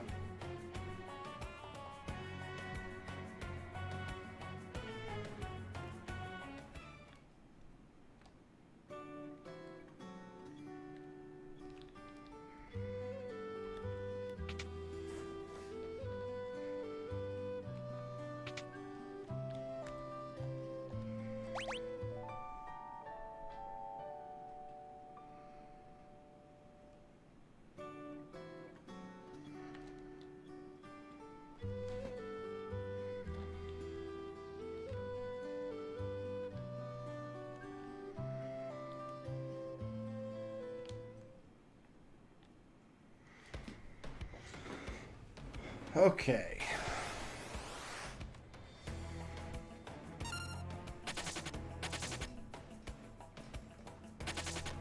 I should do it for encounters in the Phantom Train for now.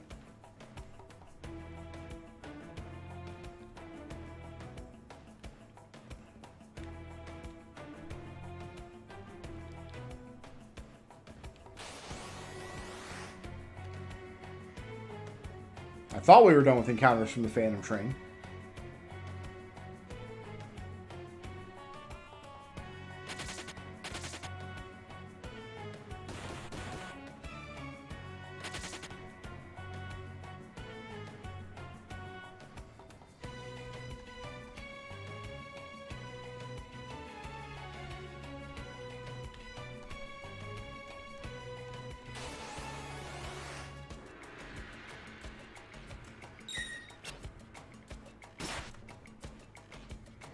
We've gone backwards. We went from Phantom Train to these guys. Oh, can't run away. Really? Interesting.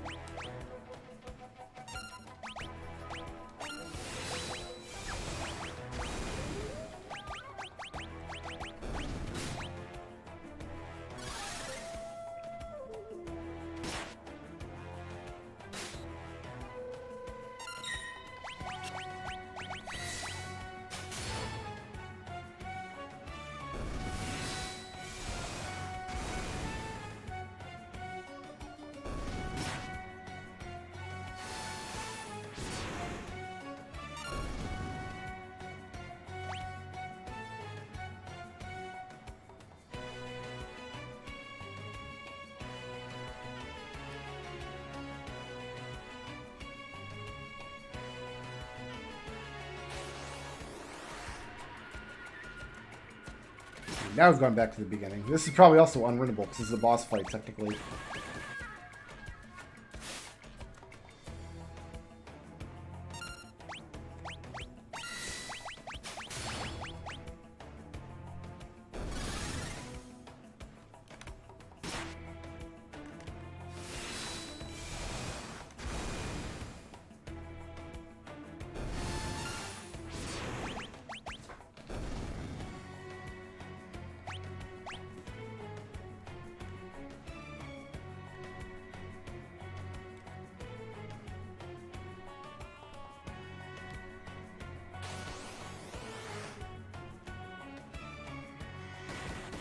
Remember the longest time I wondered whether your actual position on the belt, where were you walking, would give you different encounters. But it's not the case.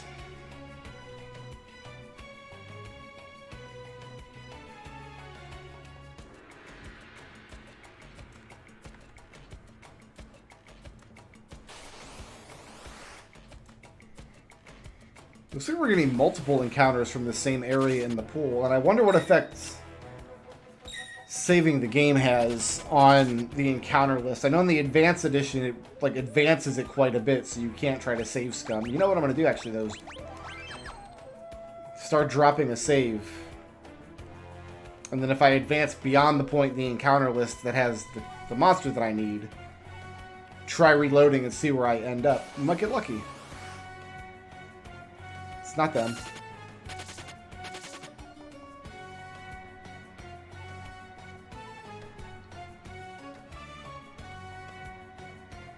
Should be seeing Lesser Lopros again here in a second.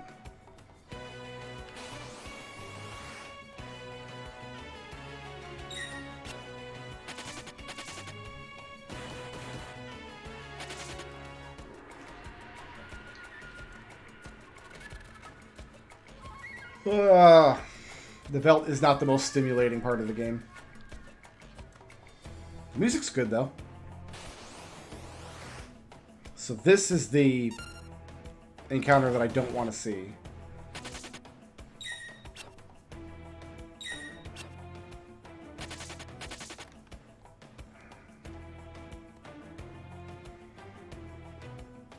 We might just have to try again after we get the airship.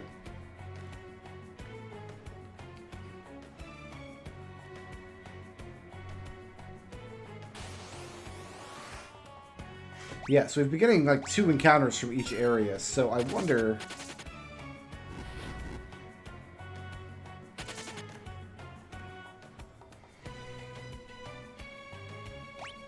where it will put me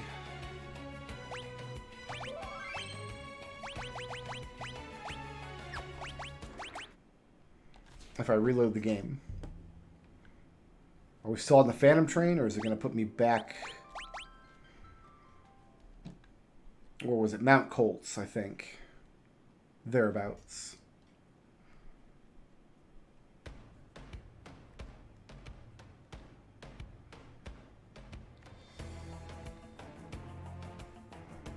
Okay, we were loading like a mofo there for a second.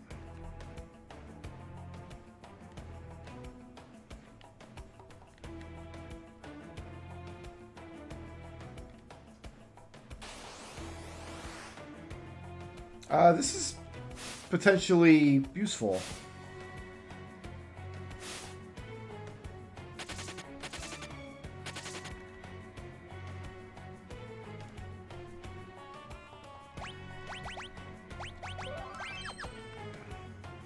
Because those are from the river. So the next encounter should draw from, like, either the river or the overworld section right after the river. Or just random were-rats for who knows why. It looks like the encounter table's jumping around more than I'm used to.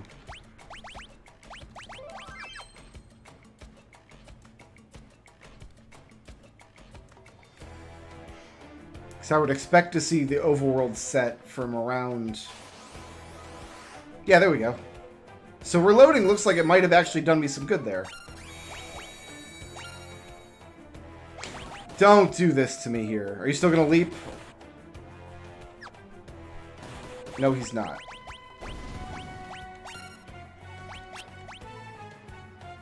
Really?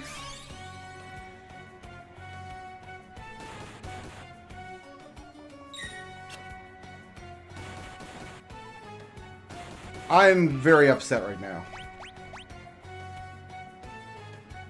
Why did a remedy not fix that problem?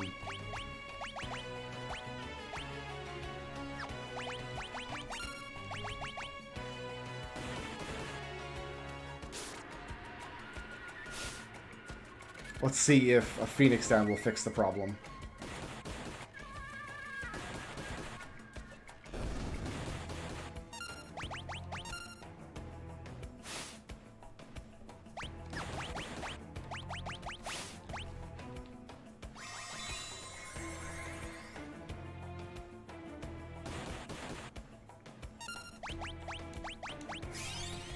Maybe that's what happened. Maybe there are just were-rats in the overworld out there. That's fine. I don't care about that. Okay, crisis averted.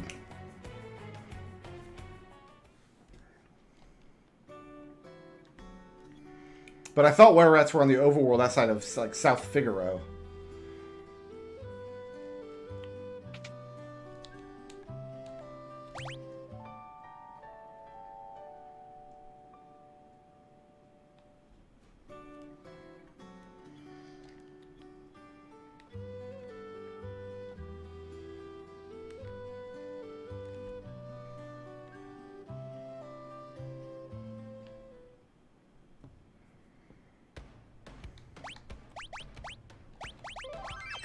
So now when Gao returns, he will know Stray Cat.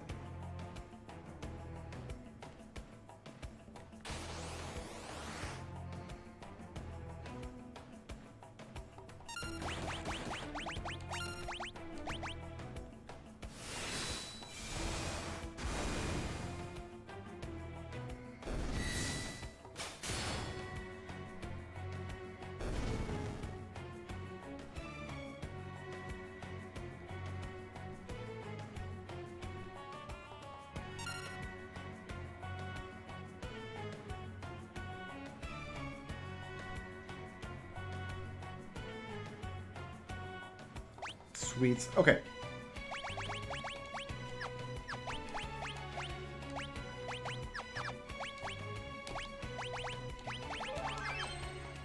Now we can continue on with the game.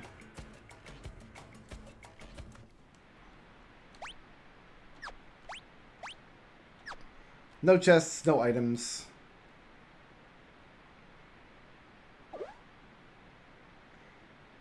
Just random question mark graphics.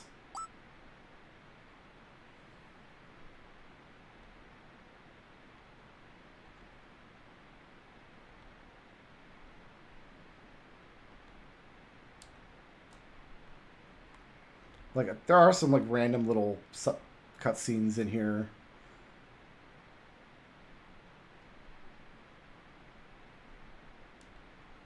Free potion.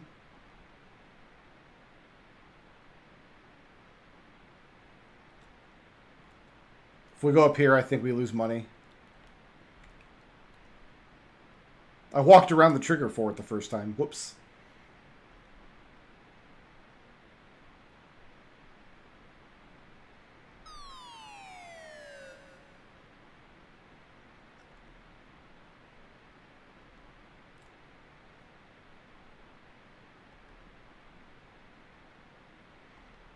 He should make Gao pay him back.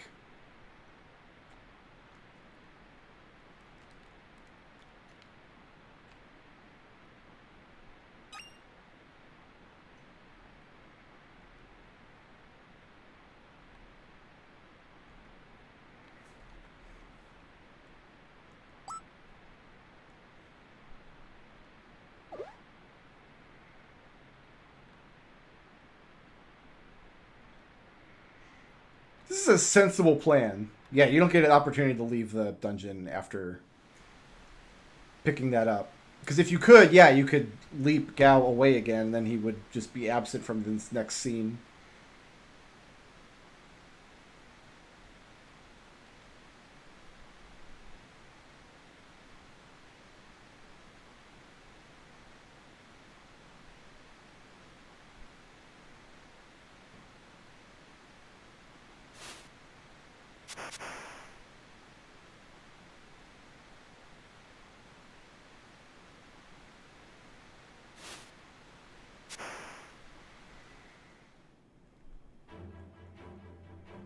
So I'm pretty sure I want to go right when I get the opportunity to go to the treasure rooms.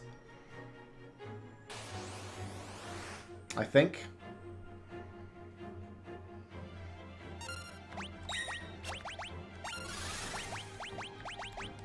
So Stray Cat has Cat Scratch, which is just 4 times damage.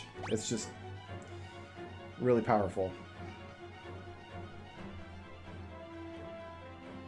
I think we want to just go right. If I'm wrong, we're coming back through here later anyway, so it's not going to make a big difference.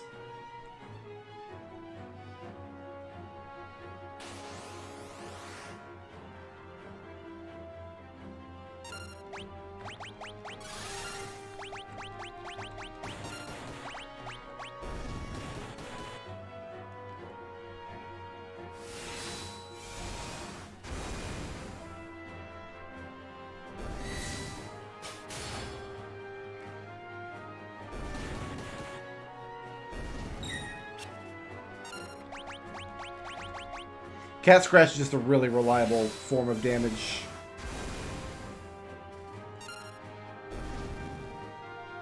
Just makes them white numbers bounce.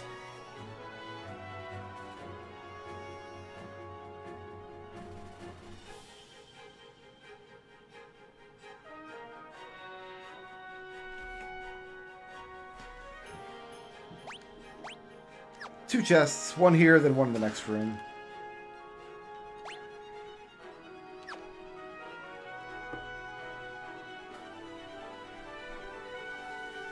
God, this is another great upgrade to this song that they've done.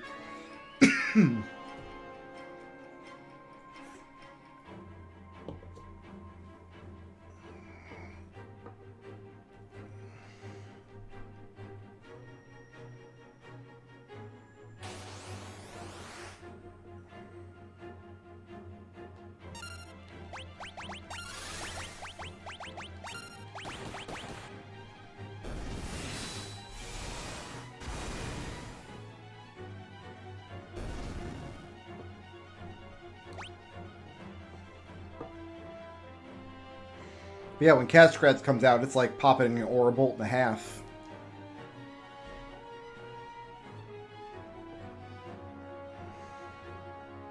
Now, I'm going to ask a question that, as far as I know, has never been answered in the 416 years since Final Fantasy VI first came out.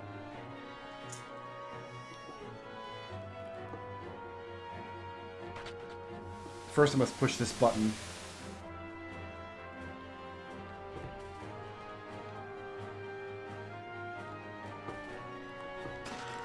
Oh, a second green beret.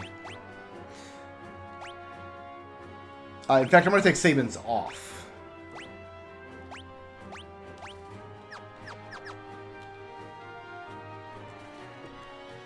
Who put this door here? The treasure boxes I can see. Like they fell off the deck of a ship or something and sank into the ocean and got swept up. Who built this door?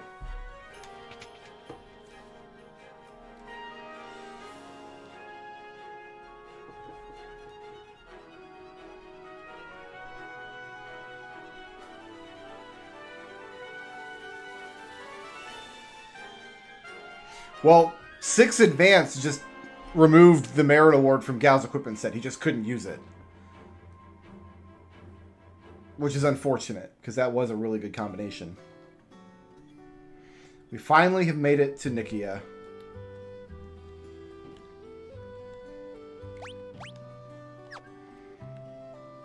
One item to find. I think we'll just grab it later, though.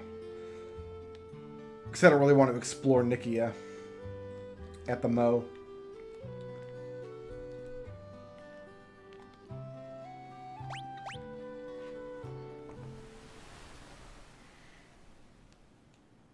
And so at long last we come to the end of Sabin's wild and crazy adventure.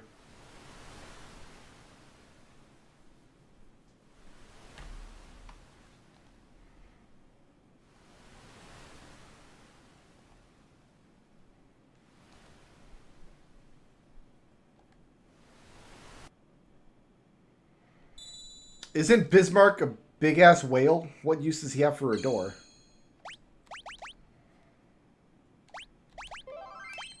Excellent.